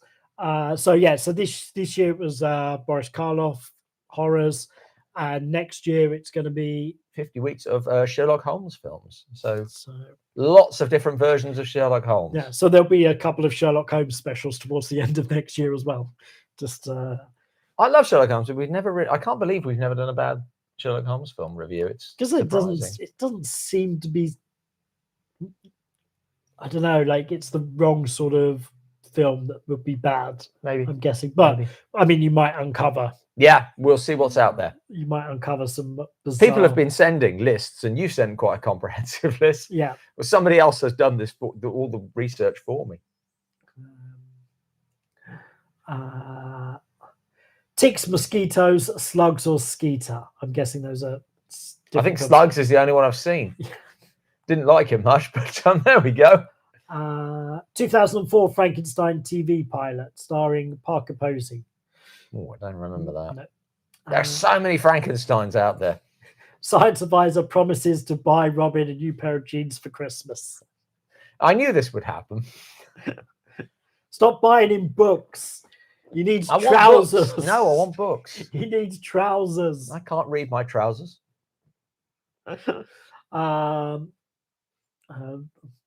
We got watched The Raven for the first time recently. Very Which fun one? film. The Vincent Price one. Ah, that's a great film. Kickboxing Academy. I haven't seen it. Merry Christmas. How about a top 10 worst films of usually great directors? Probably just not our wheelhouse. And bad films from good directors will probably be boring rather than funny. Maybe. I think people will get angry about that. Like, so Alfred Hitchcock. What's his worst film? Champagne, maybe. That's the one I think he picked as his worst film. That had production problems with it. No, Steven Spielberg. I Don't Like Forever. Always. Oh, okay. Yeah. Always. Yeah. Okay. Who's another great director? I mean, literally, you go. We do Francis Ford Coppola, Megalopolis, sorted. We should. Well, don't we have to review that as soon as it comes out on streaming? Yeah, apparently. Yeah. There's a documentary about just the shit show of the making of it, which is probably going to be a more interesting film. And Francis Ford Coppola's like still sort of touring it around. Must be sort of a bit heartbreaking that you put everything into it. You sell your vineyards. He's now selling his watch collection because it lost so much money. I guess, I mean, yes, and it's nice to see an artist putting their money where their mouth is. On the other hand, it's so hard to say, "Oh, poor man, he's had to sell his vineyards." You just don't quite. Yeah. When you consider oddities like The Man Who Was Sherlock Holmes from the Third Reich Germany, featuring Hans Alber and Heinz Reutemann. I haven't really set my rules on what I'm going to count as a Sherlock Holmes film. It's got to include Sherlock Holmes. So if it's about Sherlock Holmes, that sounds like it might not be. Right. Yeah, so, I think you kind of want to do the sort of breadth of I'd like to straight up adaptations, but also like your more unusual. Yeah, I'm hoping I'll discover a lot of new films. Will you do any of the TV series, like say Elementary, for example? Not that. Okay. Not Elementary, and I won't do the BBC Sherlock. You won't do. I don't think so, because I think there's some people really like it, and I just don't. And I just think, why start an argument when there's so many Sherlock Holmes things out there? I don't have to just be petty about it. Any reason why Shark Exorcist 2 and Thanksgiving 3 exist? I think these are both for silent making films. Money. And I watched like a little thing about them recently. They're basically like an in-house machine, and their films make money. Yeah, they know it's money. They know how to churn these films out with a headline grabbing title. They know what they're doing, and they're not trying to do anything more than that. In some ways, it's hard to criticize people who are doing exactly what they set out to do. Yeah. On the other hand, you just think, weren't there times when you had dreams? But I said, like, everyone's got to work for a living. I do my ghostwriting. You could say the same for the ghostwriting. Hey, and I would back that up completely. I don't know if these guys are particularly proud of what they do. I'm not. So they're not great artists, but they're solid workmen. And maybe that's what the world needs. Shark Exorcist 4. Yes. Are either of us planning to see the remake of Silent Night, Deadly Night? I think you mean the remake of the remake. I'm not going to go out of my way. Yeah, I'm not going to go out of my way to see it. It looked like it was a straight up remake of the original film. Right. So doesn't feel like they're doing anything particularly new with it. There's not a lot new you can do with that premise, is there? It is what it is. Okay. Don't forget Velocipasta 2.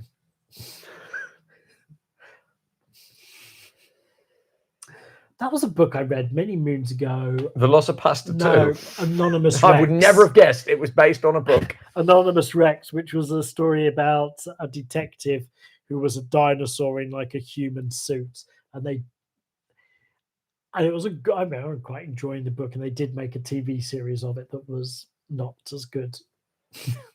Wow. Nobody noticed. No, there was a whole thing about how he fitted into the human suit. Okay. I'd kind of be curious to rewatch this because it was quite a long time ago that it came out as like a, I don't know if it was a TV series or like a one-off TV like pilot. So yes, I invested in the Hammer Quatermass releases based on Dark Corner's recommendations. Hope the pit doesn't come out for a while. It's getting pricey. Yeah. I'm glad you didn't say I was really, really disappointed. You bastards have cost me money. But they are expensive. They did all drop in the Black Friday sales. All right. A bit. Okay. So I don't know if they still are, but wait for them. But the Captain Kronos one has completely sold out, so you can't get that now. So when we sell ours, mine, the bidding starts you didn't here. pay for them. No, you have actually kept them for yourself. They're not Dark Corners ones. No, they're not Dark Corners ones. I can't afford these things. I have to money. I have to beg if I want to borrow one of them. You don't have to beg. You can just ask nicely. He says that when we're on camera. But what Paul Nashi movie do you plan to do next? I don't know. I have to look at the whichever one we can find. Some of his ones you can only ever seem to find in Spanish. Yeah, but we've got 2 box sets of his, and we've not done them all yet. Okay. So the one with the coolest title. Yes. We haven't done one of his werewolf ones for a little while. No. Although they are quite similar sometimes. What advice would you give to someone who wants to start doing reviews on YouTube? You mean beyond don't do it. Don't expect, do it because you want to do it. Because if you're doing it to make money, then you're going to be in for a very, very long wait. If you do something you love, do something you enjoy doing, or that gives you some sort of satisfaction, then you might stick with it long enough for it to actually break in some way. But if you're expecting a return on it quickly, then some people get lucky, but the vast majority do. It is luck. The vast majority don't. You'd be better if you want to do it. If you want to do make money out of it or whatever, then just see how many balloons you can cram into your bathroom. More people will watch the video than will watch anything like this. I mean, I did a Patreon video last year while I was dog sitting for my brother, and it didn't actually work how I thought it was going to, or not exactly work. I was afraid that while I was doing it, the dog was going to be climbing all over me, because that was what he was doing the rest of the time. He turned out to be camera shy. And I thought, actually, if I did a series of reviews with a dog that was constantly attacking me, which is what the damn thing usually does, then that would be more successful than Dark Corners. And it would, but it's just not what I want to do. So when you record your weekly Patreon exclusive, YouTube member exclusive reviews, I don't watch them, but whenever Norris turns up, all the comments are about the cats. Makes me wonder why I bother. So my advice would be get a cat, get a dog, and have them in your video. Yeah, that will just help the engagement a bit to start off with. I said before, I would get far more hits if I advertised this myself as the celiac reviewer, because I was just a film reviewer who happens to have celiac disease, because that would be more of a buzzword and more people would come. Yeah, but it's so my girlfriend does yoga, and there's a woman yoga with Adriana, and she has a dog, and the dog is in all of these videos, and I swear it's just there for the engagement. I think she's obviously an incredibly successful yoga tutor and all the rest of it, but there is no doubt that just having the dog lying there in the background, and if he does, and usually he sleeps, but if he does anything, the comments are like, "Oh, the dog," Yeah. And like, all we have is your bamboo flooring. I know. It's not quite as engaging. When get a parrot. When the bamboo flooring is down, then I will get a cat. That's the proper Dark Corners cat, rather than Norris, who is like an interloper. Yeah. But as Robin said, I don't know if that was any help at all. I think it's right that it's a battle. It's consistency. If you're doing film reviews, you're doing the same as everybody else. Yeah. And be what's your point of view, and be true to yourself, because people are gonna want to come to you for your opinion. And it's cool if people disagree with you. Yeah. But you should know, yeah, people should know what they're coming to when they're coming to your reviews. Like, I know that there'll be films that I enjoy that Robin doesn't, And vice versa. and vice versa. And yeah, Mark Kermode's another one. Like, I'll watch his ones, and sometimes I'll agree with him, sometimes I'll disagree with him, but it's like he's true to what he believes. Yeah. At the end of the day, The best reviewers are the people who tell you what they think. Yeah. And you don't say that I'm right. They just say this is how it struck me. And he's also quite honest about what mood he's in at the time, and how that can affect how he takes in a review. So yeah, I would say that is it. Be true to yourself, and it's like anything, it's a muscle. You've got to exercise it. You've got to keep doing it, and probably do a lot of stuff that's shit before you. I can't watch some of your our older ones. I thought we consistently sort of like got better through the years, but I think we still do. So 5 years ago, I couldn't watch the reviews from 5 years ago, and from 5 years before that. And now I can't watch the ones from 5 years ago. So yeah, there's the bunch of advice. Yeah, don't expect to make money out of it. It was a long time before we saw.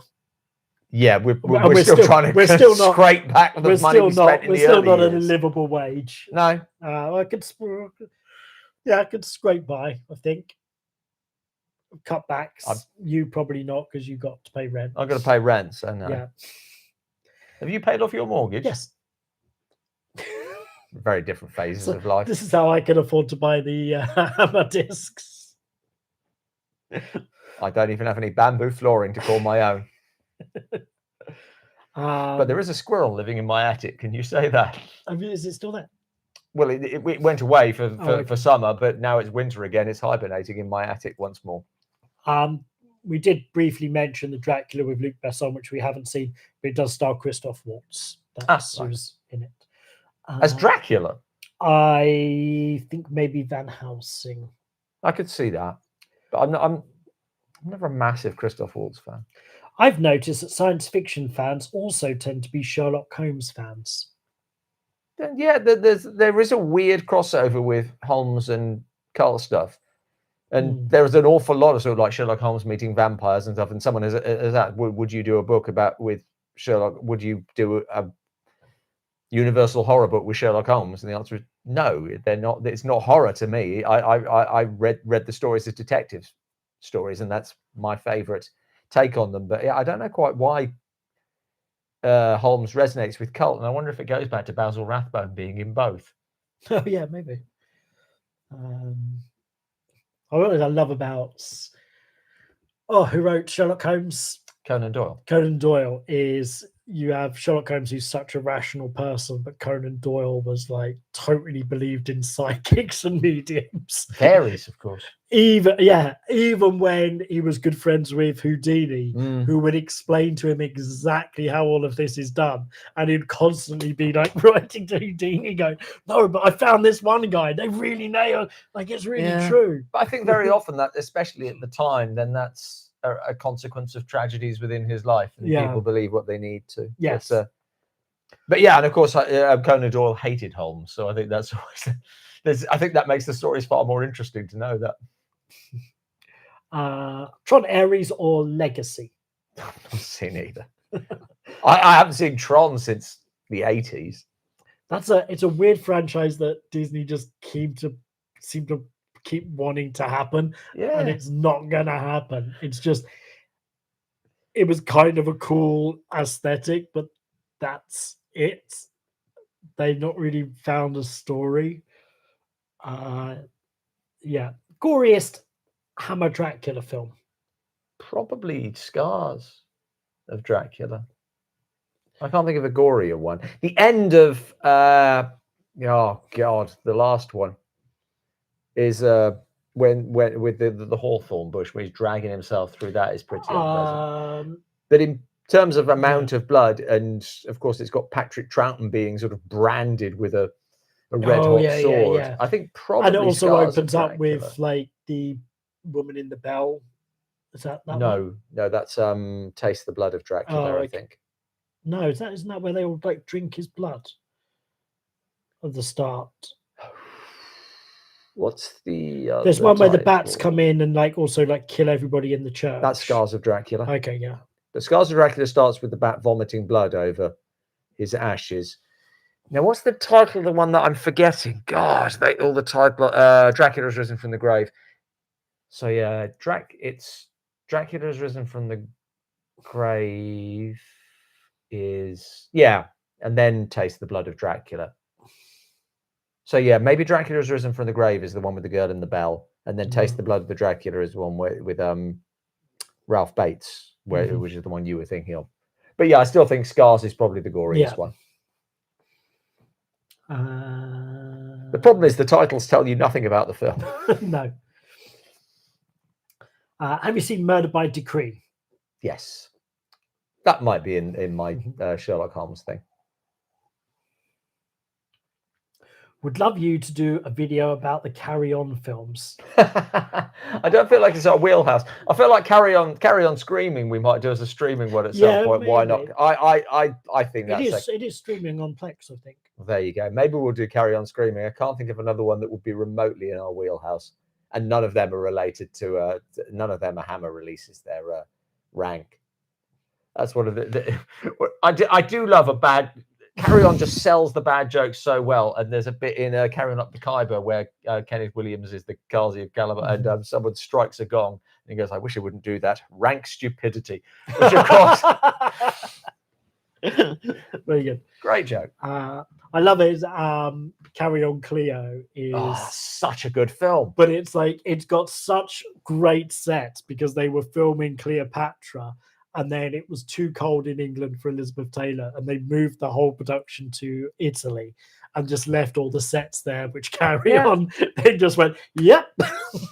So they end up with a really lush Cleopatra movie. And that's a really good film. I don't think you have to apologize for Carry On Cleo in any way. No, it's a very good film. Most of the historical ones are really good. Yeah. I enjoyed not necessarily the film, but the whole sort of making of Cleopatra. It's really, really interesting. And it's like originally it was going to be 2 films.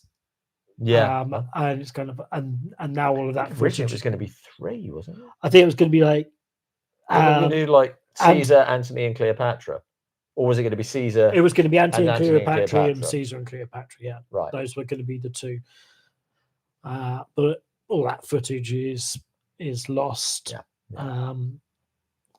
which would have been interesting. But the whole her sort of entrance into, I think it's Rome, like just like this endless parade of things. It's so obscene. What's amazing about that though is, I think you're just so overwhelmed by the scale of it that nobody is thinking, well, they had to get all this stuff through Rome to bring it to this point. And everyone's going, oh, wow. Like, this must be a massive surprise. They must have been setting this up for fucking days. Yeah. But no, it's epic filmmaking as it's not ever done again. Yeah, for good reason. Yeah. But cool film. I can't remember what question led to that. Carry On. Oh, right, yeah. Okay, that makes sense. Why was independent film Florida Project praised so much? Don't know, but I enjoyed it, and I enjoy that director's films. He also did the one that won the best film early on, Honora. I haven't seen Honora. I couldn't really get into Florida Project. Yeah, I didn't sympathize enough, I think. It's I saw that completely blind, and sometimes that really helps with films. Is going when you're told it's a masterpiece, then sometimes it's just, if I think I was told that it was a masterpiece, then I might feel differently. But I just went into it completely cold, and it's like, oh, this is very different storytelling. These are characters that I'm not seeing all the time. So I would say that's probably why it's gets more attention, is because it's not the stock characters you're seeing everywhere else. Family plot and champagne are terrible. I don't think family plot's terrible. Champagne is pretty. Champagne, like I said, had a confused production history, and started as a drama and became retooled as a comedy, and then there's just bits in it that really aren't.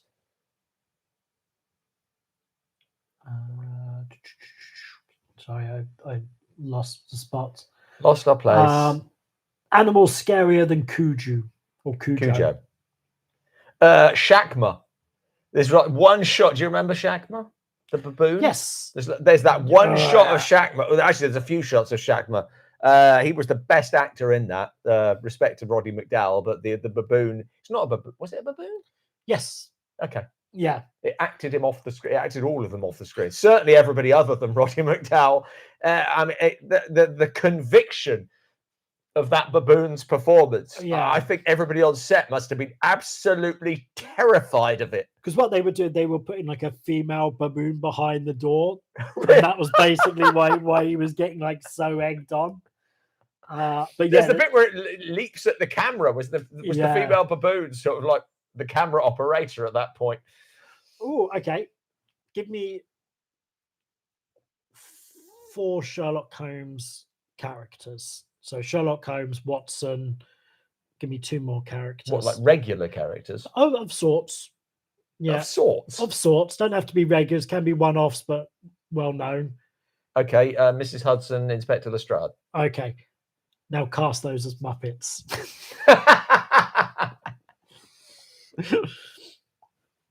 So we're go backwards. So it was the last one. Inspector Lestrade. Yeah. Sam the Eagle. Okay. I mean, I suppose Mrs. Hudson would have. I mean, there's not a lot of women in it, and of course, and the problem is, you sort of with Sherlock Holmes, you sort of think, I suppose that's going to be Kermit because it's the lead role. Yes, but you can't have Sherlock Holmes falling in love with Mrs. Hudson. No, which you don't always have to have with Miss Piggy, because I don't think Kermit's always in a relationship with Miss Piggy in the Muppet movies. Is he not? I don't know. I think he is. It's a while since I can't think of one in which he's not. Yeah, because that's one of the things that you tune in for. And I mean, but she could always be flirting with him, I suppose. So, yeah, that's true. That's true. I mean, to be honest, so you're saying Kermit and Sherlock? Then? I suppose. So then Watson would be Fozzie. Oh, Gonzo. No. Fozzie and Kermit are a good double act. So Gonzo's Moriarty.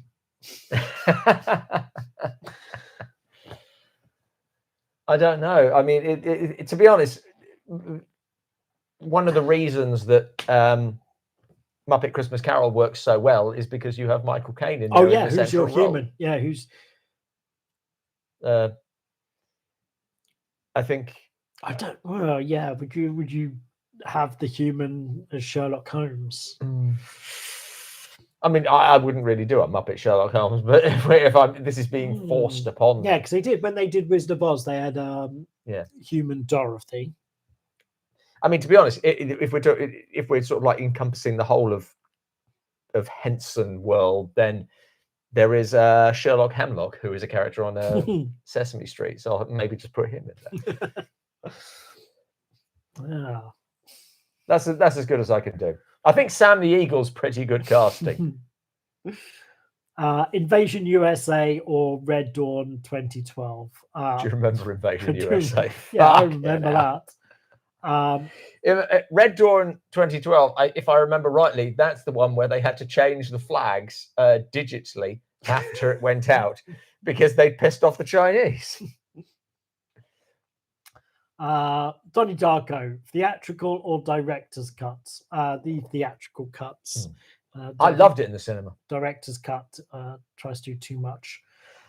Boy, there is a definition of a one-hit. Did you see? Yeah, so weird. I like because he came out such an original film, and then because it was so good, and so they gave him the Earth, and he gave them Southland Tales, and that was it. You're done, mate. Yeah, but Southwark, when he was like, when that was in production, that sounded really interesting because it was like he seemed to sort of be embracing like multimedia and like creating large. That's the toilet. What you've done to your home is bizarre, isn't it?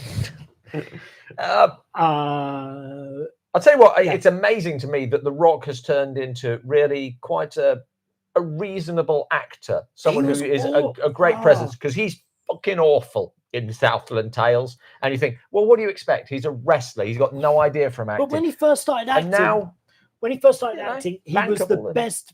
He was the best thing in a lot of bad movies, and like in the sequel to Get Shorty, which I can't remember what it's called. Be Cool. Be Cool. He was the best thing in that film, and it wasn't a good film. No. But then he sort of just got very generic about everything he did. But he's a good actor. I think he's picked a lot of really safe films. Yeah, but he does actually. He takes it seriously. He does. From what I've heard or what I understand, that he doesn't rock up and rock up. You know, just. But I saw his one that he did earlier on this year, the Smashing Machine. Oh right, yeah. Which again, he is really good in that. It's not as good a film as I was expecting. It was kind of like, I don't know why you're telling this story. Especially since The Wrestler exists. The Wrestler, yeah. I mean, this is based on a true story. Yeah. But The Wrestler was a more interesting version of that story. But he is very good in it. Okay.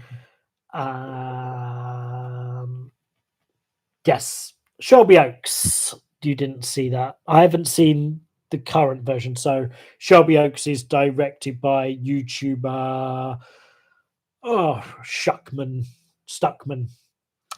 Is there like a YouTube reviewer?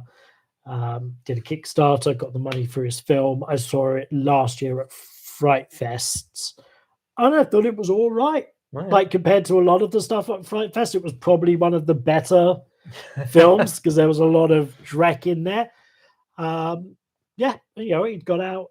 He's turned his YouTube career and he's managed to write and direct a film that had some interesting ideas in it. Would it be amazing if like this generation of YouTube reviewers sort of like became like the French, the Cahiers du Cinema? They also went off and made extraordinary films. I don't see that happening. I can't remember who it is, but there's another YouTuber who's also got like a horror film coming out in the new year. It's not quite the same as the new wave. Nobody's making. No, but there's a maybe it's not like the new wave, but it's like that sort of. That's a film. The Spielberg, that sort of era of Spielberg and the movie brats. The movie brats. Now, is there like a version of that? Yeah. But that's a film I want to see. Incidentally, the Nouvelle Vague, the Richard Linklater's film about the new wave. Yeah. I don't know if I like it, but because Richard Linklater's almost Ridley Scottian in his one thing or the other.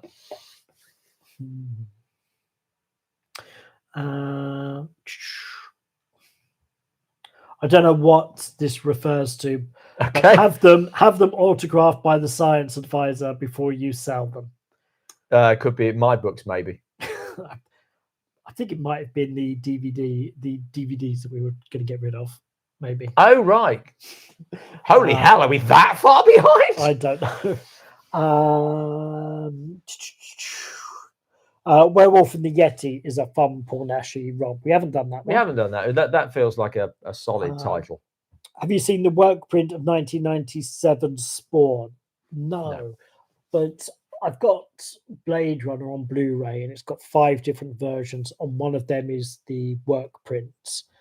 And it's like, oh, what an interesting special feature that will be. Pity I don't have 2 hours to sit down and watch a black and white rough cut of Blade Runner. It is something like, on one hand, I'm like, oh, that's really interesting. It's a bit like with the Hammer films having all the different aspect ratios. I can't see that I'm going to sit down and watch Captain Kronos 3 times just to see the difference in aspect ratio. Yeah. You're going to pick one and go with it. It's like I'm a massive REM fan, And you can get the automatic box, which is the automatic for the people, and it's got a bunch of demos on there. So I think, oh, I'd love to hear the demos and that. And some of them are really interesting. There's obviously stuff that didn't make the finished album, and that's really cool. On the other hand, other times they've sort of like got the riff, and you've got like 6-7 minutes of them playing the same riff, and Michael Stipe just going trying out different melodies with it, and you think, actually, this gets old pretty quick. It's on. There's a reason that they put out the finished version. Yeah. It's one of the annoying thing on the soundtrack I have for Star Wars: A New Hope that they released back in '97, and there's like a bonus bit on there, which is it's got the alternate music for the sunset scene. But originally, John Williams did a different track, which is a beautiful piece of music, and then it just goes silent for 2 minutes. And then it plays the first recording of the Star Wars theme, like the first time it was recorded, and then the second, and then the third. But it makes for a really weird track on the CD. And as it's been like digitized onto my phone, like you'll listen and then you'll just hear like nothing, and then a rough version of Star Wars. And it's interesting for how he tweaks little bits, but you also really need to listen very carefully to kind of, you almost need it to be pointed out that initially it wasn't like boom, it was like it was like yeah, you can go too far into it. So it's kind of fun to have, but it's also, I don't know how many times you.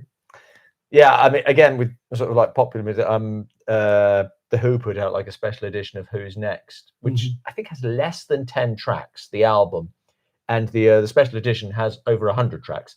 And it's, how many times do you want to hear different versions of Baba O'Reilly? There's a minimum of 20 of that one song. It's just... Especially by the same band. They go... Yeah, and with minimal differences between them. I quite like the what is it? Oh, forget. I'm going to move on. It's a particular song. Let's do some films. It's a song that's, I think it's been covered more than anything else. It's really interesting hearing the different things, but I can't remember what it's called. Norris. Did someone say Norris? Where?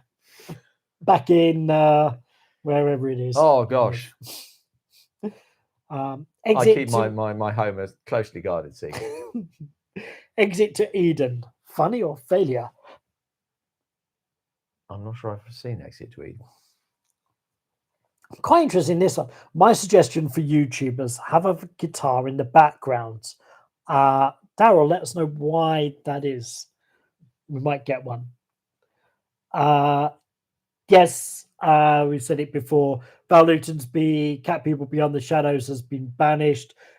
If your YouTube Patreon, it still exists there, same as Island of Lost Souls. Night of the Bloody Apes, we took down a selection of reviews after our channel that we used to host stuff for Patreon got taken off, and we panicked and took out anything that was overly explicit. But I believe with Night of the Bloody Apes, if you look around, somebody else uploaded that to YouTube. Really? Yes. So you can still find it. I bet it's got more views than most of us. It doesn't. It had like 10. Wow. So it didn't really pay off for them. Good. Didn't pay off for us either. I have not seen the latest Stranger Things. What do you think of the Hound of Baskervilles with Dudley Moore and Peter Cook? I've never seen it, actually. That's one I might watch next year just to see. Eyes Wide Shut, has it got better or worse over time? I don't know. I only ever watched it the once.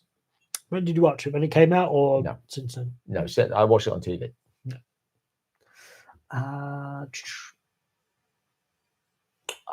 Hope the next Hammer release is Quatermass and the Pit to complete the trilogy.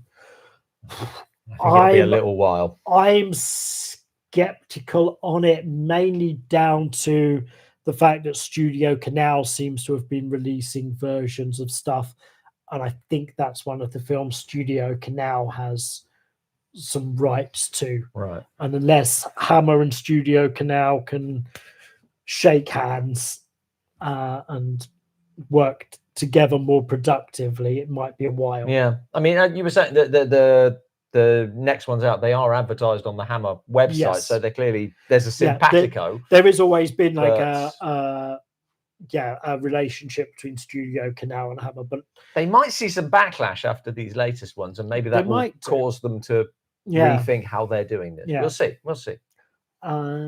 that'd be quite interesting for Hammer to do the Baskervilles. That'd be a good release to do. One. That's a good looking film. I'm pretty sure that's Jack Asher. Robin, I had squirrels in my loft and they destroyed everything, including the electrics, and need to be got rid of ASAP. Yeah, I mean, I had exterminators in, but firstly, because grey squirrels are technically not native, then they do legally have to kill them if they catch them, and I'm not cool with that with the squirrel. And also, because of the location of my house, it's very difficult for them to actually do this and for them to catch them. And it will be expensive. And my landlord said, you know, if you're fine with them being there, which I am, because they don't seem to be eating anything of mine, and they don't seem to be attacking the rafters yet, then they don't care and I don't care. So we're just going to leave them be. What's your favorite film of the 21st century? No idea. Just pick a film at random. I forget when films came out. Very much. I'll pick something really low key, like Once. Probably, I do love Once, and the one I always pick, Your Name. I really like that. I don't know. Yeah. Give me a list of films. I'd pick something different every day. Would you like Robert Eggers to make Beowulf? Bearing in mind your thoughts on his Nosferatu. Yeah, but I like The Lighthouse. Okay. I wasn't keen on the thing is, I think Beowulf would be like The Norseman, which I found quite pretentious. Right. He's doing Werewolf next, which is very clever. Is he spelling it with two V's? No, it's close. It's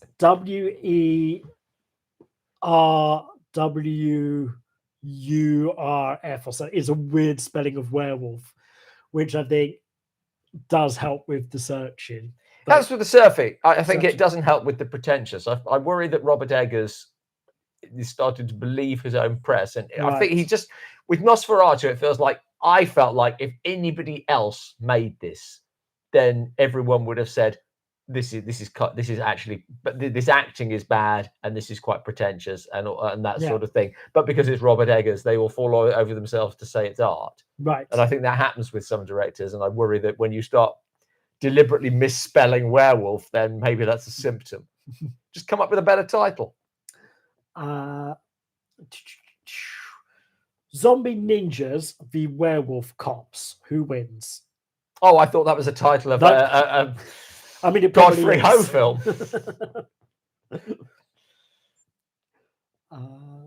Who wins? I don't know. That'd be ridiculous. I can't even remember what the question Zombie Ninjas or Werewolf Cops? Well, I mean, presumably the werewolves. I would say so. Yeah. It depends if it's a full moon or not.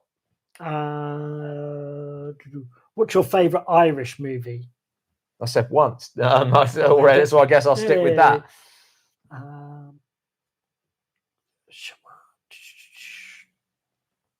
Without a Clue with Michael Caine. There's another Sherlock Holmes one for you. Yeah.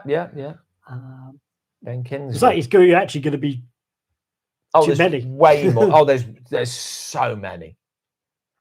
Because I was saying, I probably want to do at least a couple of Basil Rathbone ones, and then you think, no, I'm not sure I have time. Yeah. So I might do two. When it comes to that, if I'm going to do multiples, I might do two in one. Do you think cinema will survive? How long? I've left it open. The question's in the next couple of years, and I think it will certainly survive a couple of years. But long term, Long term, I think it'll. I don't know. Maybe not. Most art forms sort of like slip back. Whether or not cinema has a life in the way that opera and ballet continues to, and becomes sort of like, I don't know, an elitist pastime or something where it's just resurrecting old films over and over and over. Whether it will remain as like the mass medium. I feel like there's an interesting thing where films keep getting longer and expanding out, whereas people's attention span keeps getting shorter and more focused on sort of like YouTube videos and Instagram and stuff. And I don't know if maybe the fact that both those things exist simultaneously, maybe that is enough to sustain. I think it was George Lucas or Spielberg or somebody was like talking about that cinema is basically becoming just for events films. So basically like a Avatar, where it's like, oh, you're going there for this big cinematic experience as a shared thing, and not necessarily for your independent films. But I think if that was the case, then I think it would probably die, because firstly, I think you've got to produce quality to actually have people invest in a certain amount of time. And that sort of film doesn't tend to represent quality, really. So you said that you wanted to maybe see, there'll be a backlash. You wanted to see Knives Out, so whatever the new film is called. They should have all been called Benoit Blanc Mysteries, not Knives Out. I think they're called Ryan Johnson Detective films or something like that. But you wanted to see it, and I remember seeing the last one in the cinema with an audience, and it was a really good experience to watch it with an audience. And there's a lot of films that I've seen that have definitely been enhanced by an audience, but also a lot of films that have been fucking ruined by having other people in there. The Stage Play I went to see on Friday night had one of the worst behaving audiences I've ever sat in. It may just have been where I was. No, because I was there with someone, and to be honest, it was a lot of children. Oh, okay. I mean, the children were noisy and stuff, and their parents weren't saying anything to do, but there was a woman right in front of me who was on her phone almost throughout. I thought, so disrespectful. What is essentially a children's show. Yeah. But her husband looked a lot bigger than me. When I saw Knives Out 1 and 2 recently, the girl sitting next to me, she was like through the films, like she was so engaged in the film, and was pointing like that, but totally silent. And like my God, and usually people annoy the fuck out of me in the audience, but that didn't, because it was like she was properly engaged in the movie. She wasn't loud. She wasn't going to her friend after that going, oh, I love that bit. That bit was really... She wasn't like talk. When I saw Back to the Future recently, the couple next to us, the woman was just talking along with the film. And I was just like, oh, we're moving. like really early on, I went, oh no, this isn't going to be good. Yeah. And we moved. But yeah, my cover was like, oh, I thought that'd be annoying. I don't know, I could be annoyed at somebody who was enjoying the film that much and was silent. Yeah. And I'm much more annoyed by a mobile phone. Oh, there's just no excuse. Because it's just there in the corner of your eye. Yeah. That was the other thing. It was someone who had like a smart watch that kept lighting up. Yeah. And that was catching my eye every time it happened. Yeah. But yeah, I wonder if cinema will reach a point with the enormous money that's being spent where that bubble will burst, and maybe that'll give independent or just lower budget stuff a chance to come back, and people and it feels like maybe the blockbuster era will be just an era, and that will come to an end. And yeah. So who knows? Who knows? I don't know. Someone's asking if James Rolfe had an influence on the channel. Definitely, when we first started, we were inspired by the Angry Video Game Nerds, and then sort of developed our own style after that. But that was definitely, sort of triggered the idea of doing what he was doing with video games, but with movies. It just happens that we cross over a lot in terms of the films that we like, but I don't think we really watch any of his film stuff unless it's the Godzilla ones. For I watched. quick Yeah, he reference. knows a lot more about Godzilla than I do, so I'll use him for research on that. I've not been watching Pluribus. That's Vince Gilligan's new series, but it's on Apple TV, and I can only keep so many streaming services. Yeah. I might watch it over summer when I go cat sitting and Julia's got Apple. That's a good time. I will, when I know I've got time, I'll probably pick up Apple for a month and catch up on it all in one go. Like, I'm hearing good stuff about it, but its spoilers aren't like coming out where it's like, oh, I better watch this or it's going to get ruined. So I'm okay holding off at the moment. Memorable scenes and quotes from 1984's The Last Starfighter. I'll tell you what, I seem to remember liking The Last Starfighter quite a lot when I was a kid, and I saw it not recently, but in the Cinema Museum not so long ago, and I really didn't enjoy it. I thought, this is terrible. Oh, that on the Cinema Museum, that turns up quite a few times in Hammer Special Features. Yes.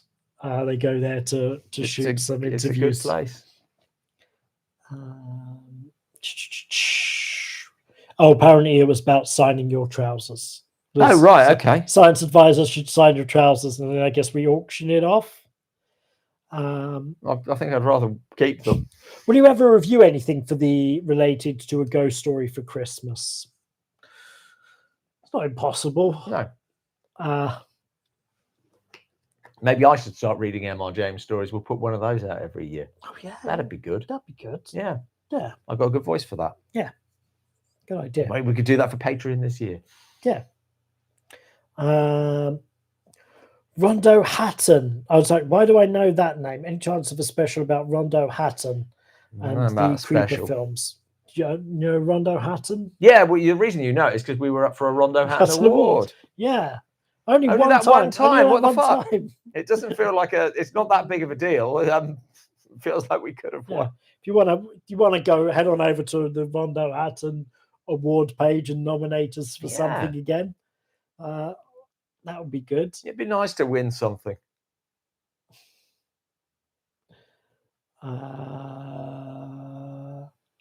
Favorite cartoon Christmas episodes? I know something from The Simpsons or Futurama, I would guess. Oh, yeah, probably. I don't know. I can't think of anything.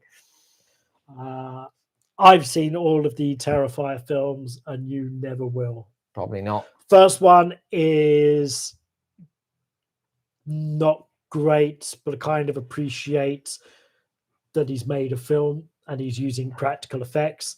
The second film is way better, but he is desperately in need of an editor. It's a 2.5 hour film, and it should be like 90 minutes. And I think at a 90 minutes, that would be a much better film. The third one,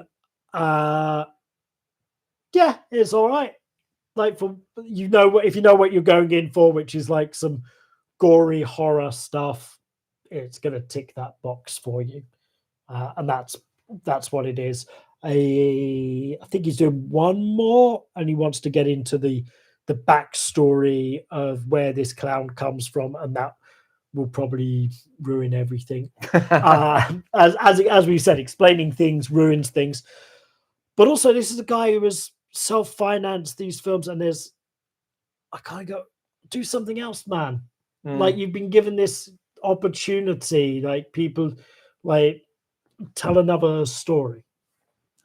Because he's doing really nice practical effects that are gory, which is just not seen as much.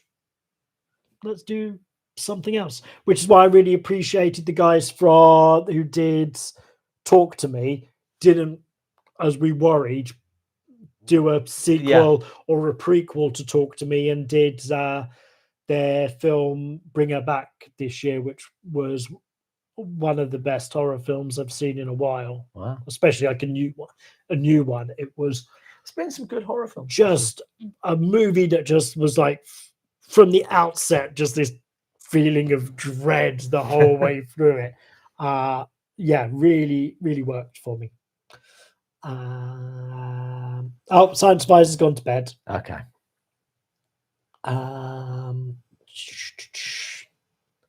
Let's see.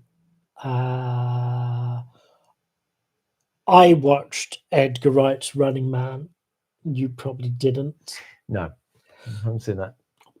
I didn't. It was fine. To I be was honest, hoping some. The original Running Man is just fine. Yeah. I guess it's another one of this. It was perhaps adhering too closely to the book when actually where the Schwarzenegger version is very much a name only and a couple of elements from it, but it also suffers from that, from like it being, as my friend said, a Stephen King cocaine fever dream. Right.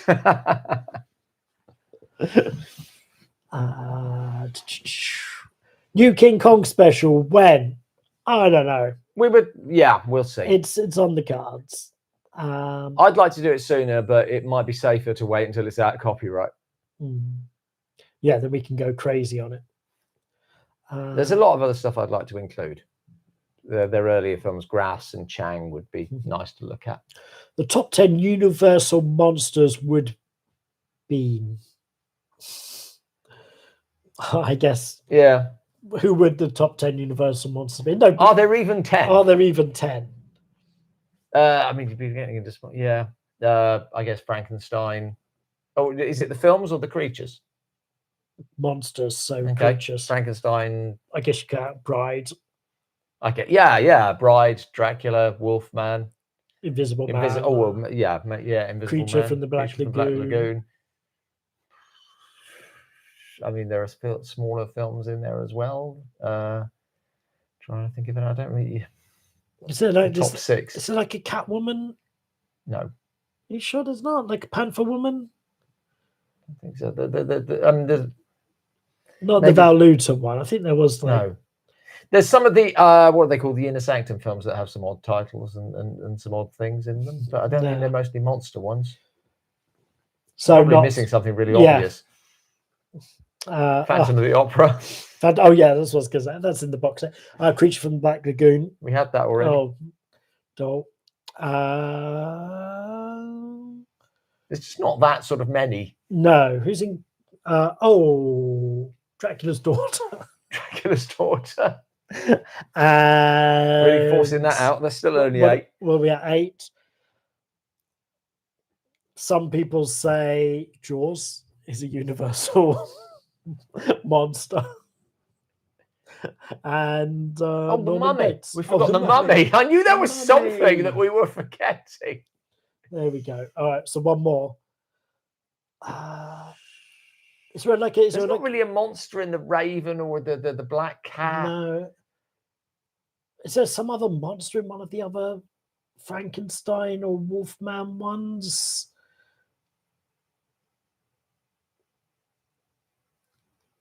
Again, there are some littler films sort of like in there that I don't think there's anything really big. Yeah. Okay. Let's leave it. Well, somebody else asked about, but they gave us $2. So we have to sort of answer it. What do you think of Netflix buying Warner Brothers? We think it's terrible. Yeah, doesn't seem like good news. I don't think anything good can come of that.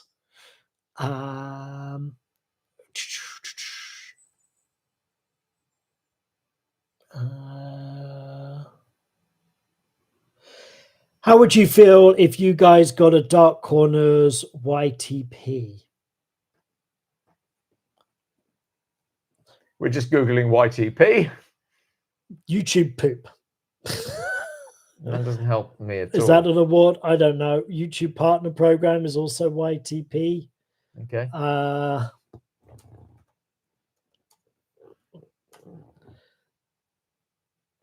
Still YouTube poop. Yeah, still YouTube poop. Then I probably wouldn't like it. Doesn't sound like something I'd want. Yeah. Let us know what YTP means if it's not that. Or don't. Cool. Best pre-code horror film. Gosh. Frankenstein? Yeah, probably.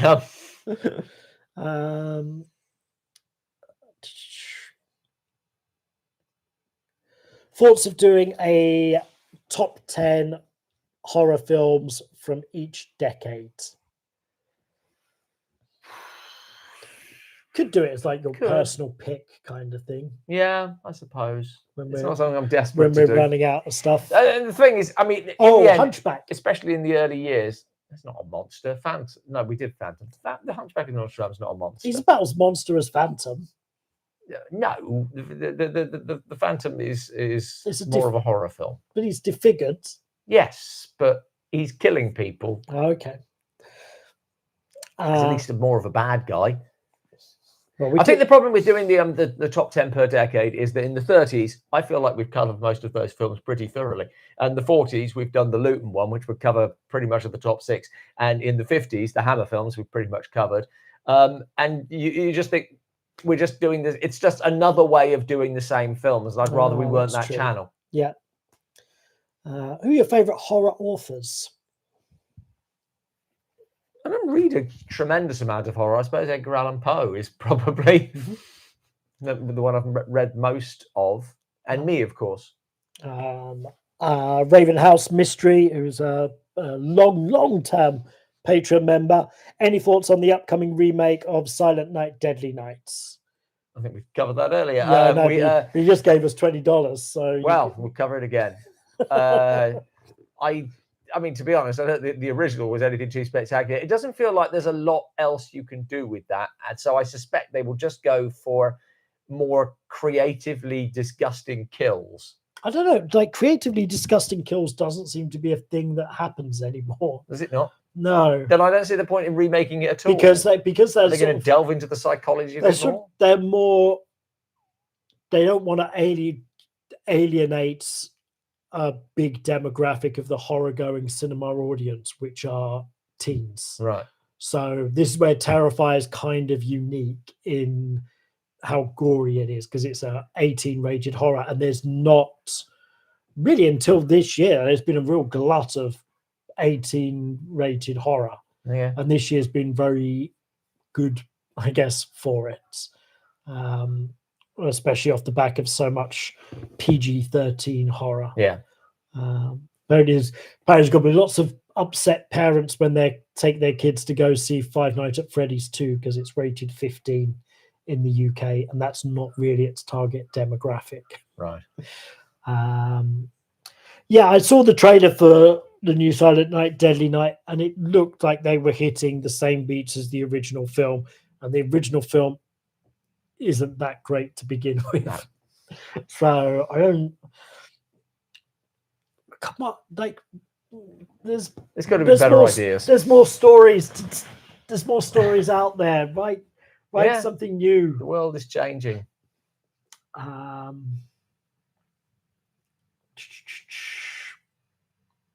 Just did that.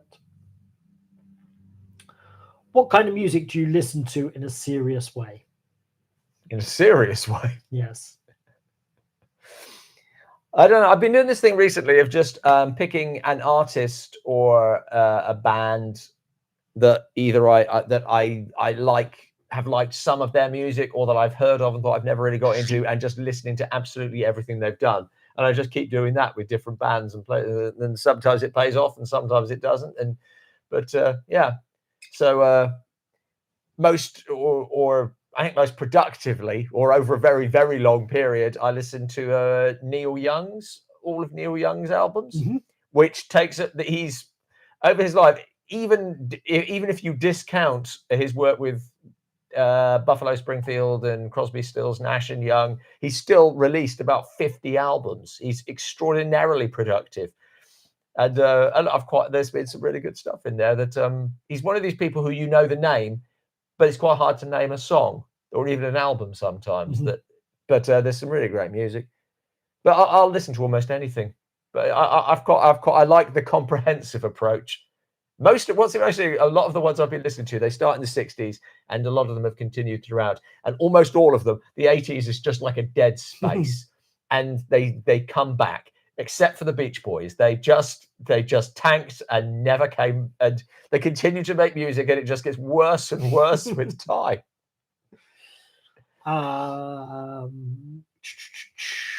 Is there a movie you fully believe is terrible, but you kind of enjoy watching? Not that many, to be honest. I guess there are films that we were talking about the Carry On films earlier. Some of them, I guess, I can't really defend, but most of them I still sort of enjoy because it's a memory thing. When was the last time you watched a Carry On film? All the way through. Because they tend to be sort of like on sometimes. You think, I can watch any time. I'm not sure, a long time probably. Usually around Christmas and New Year's, because like ITV3 will just slam out 10 of them in a day. And if there's one of the really good ones on.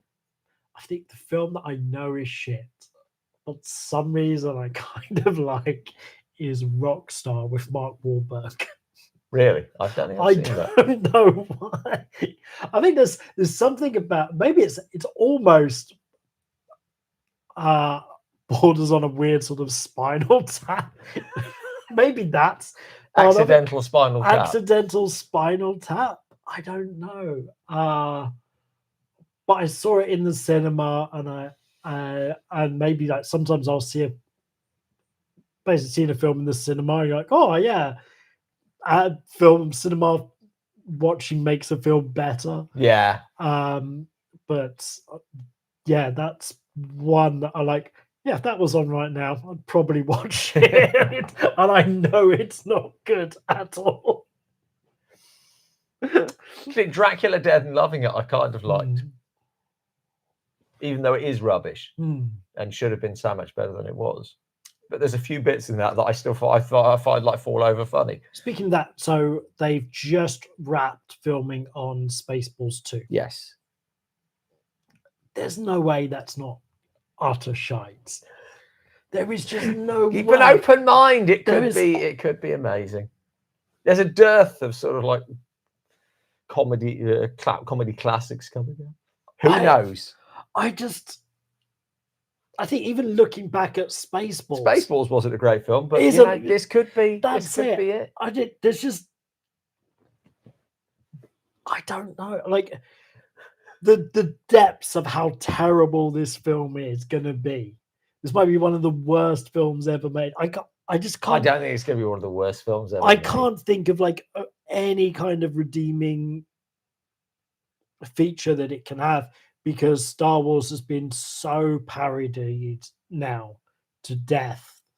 Like, what do you come up with? I don't know, but we shall see. It's good, and if you look at what Spaceballs was like even how tired all of that is. I know. I said before, I just like the fact that Mel Brooks is still making films at whatever he is now, 97, like 100 or whatever he is. He is extraordinary. Just put your feet up, mate. That's right. And this is the film Rick Moranis has chosen to come back for. That's like the really painful thing about it. I'll tell you what, though, if however bad you think it is, I bet it's not as bad as the Ghostbusters reboots. I don't know. I don't know. And the Ghostbusters reboots were bad, but it goes into that some comedy not aging well. Yeah. But maybe the fact that he agreed to do it is a good sign. Just see what happens. Don't prejudge the film. Yeah. It had a great trailer, which had none of the film in it, which I guess is maybe a red flag.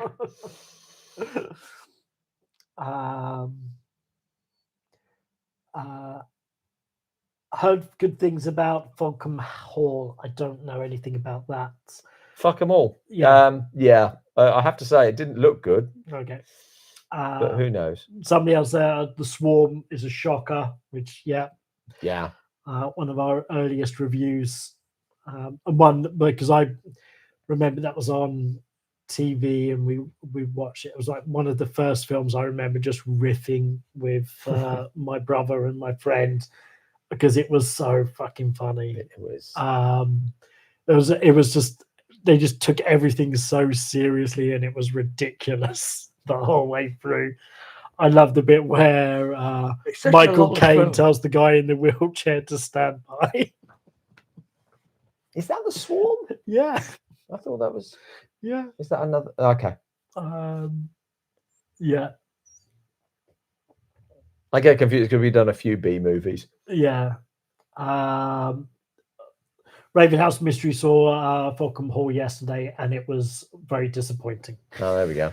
So I didn't think it looked good. cool. All right, it's coming up to 11 o'clock. So and I'm doing this for 2.5 hours. 2.5 hours. There you Yeah. go. That's the advantage of doing them slightly earlier. Slightly earlier, where we're not like just coming up to midnight. So thank you all. But well, let's just check if there's a Patreon question. I think I saw one come in. Watching Graham check his phone now. That was just a response. Okay, cool. All right. Thank you for watching. Thank you very much. We got a full day of shooting tomorrow. We do. So have a great night. Thank you again for all your support. Thank you. Buy Robin's books. Buy my books. Buy the and t-shirts, all that quiz merch book. and stuff. Quiz book. Have a great Christmas. Have a great Christmas. We will do this again in the new year. Yes. Cool. In January, maybe, if things work out. Ooh.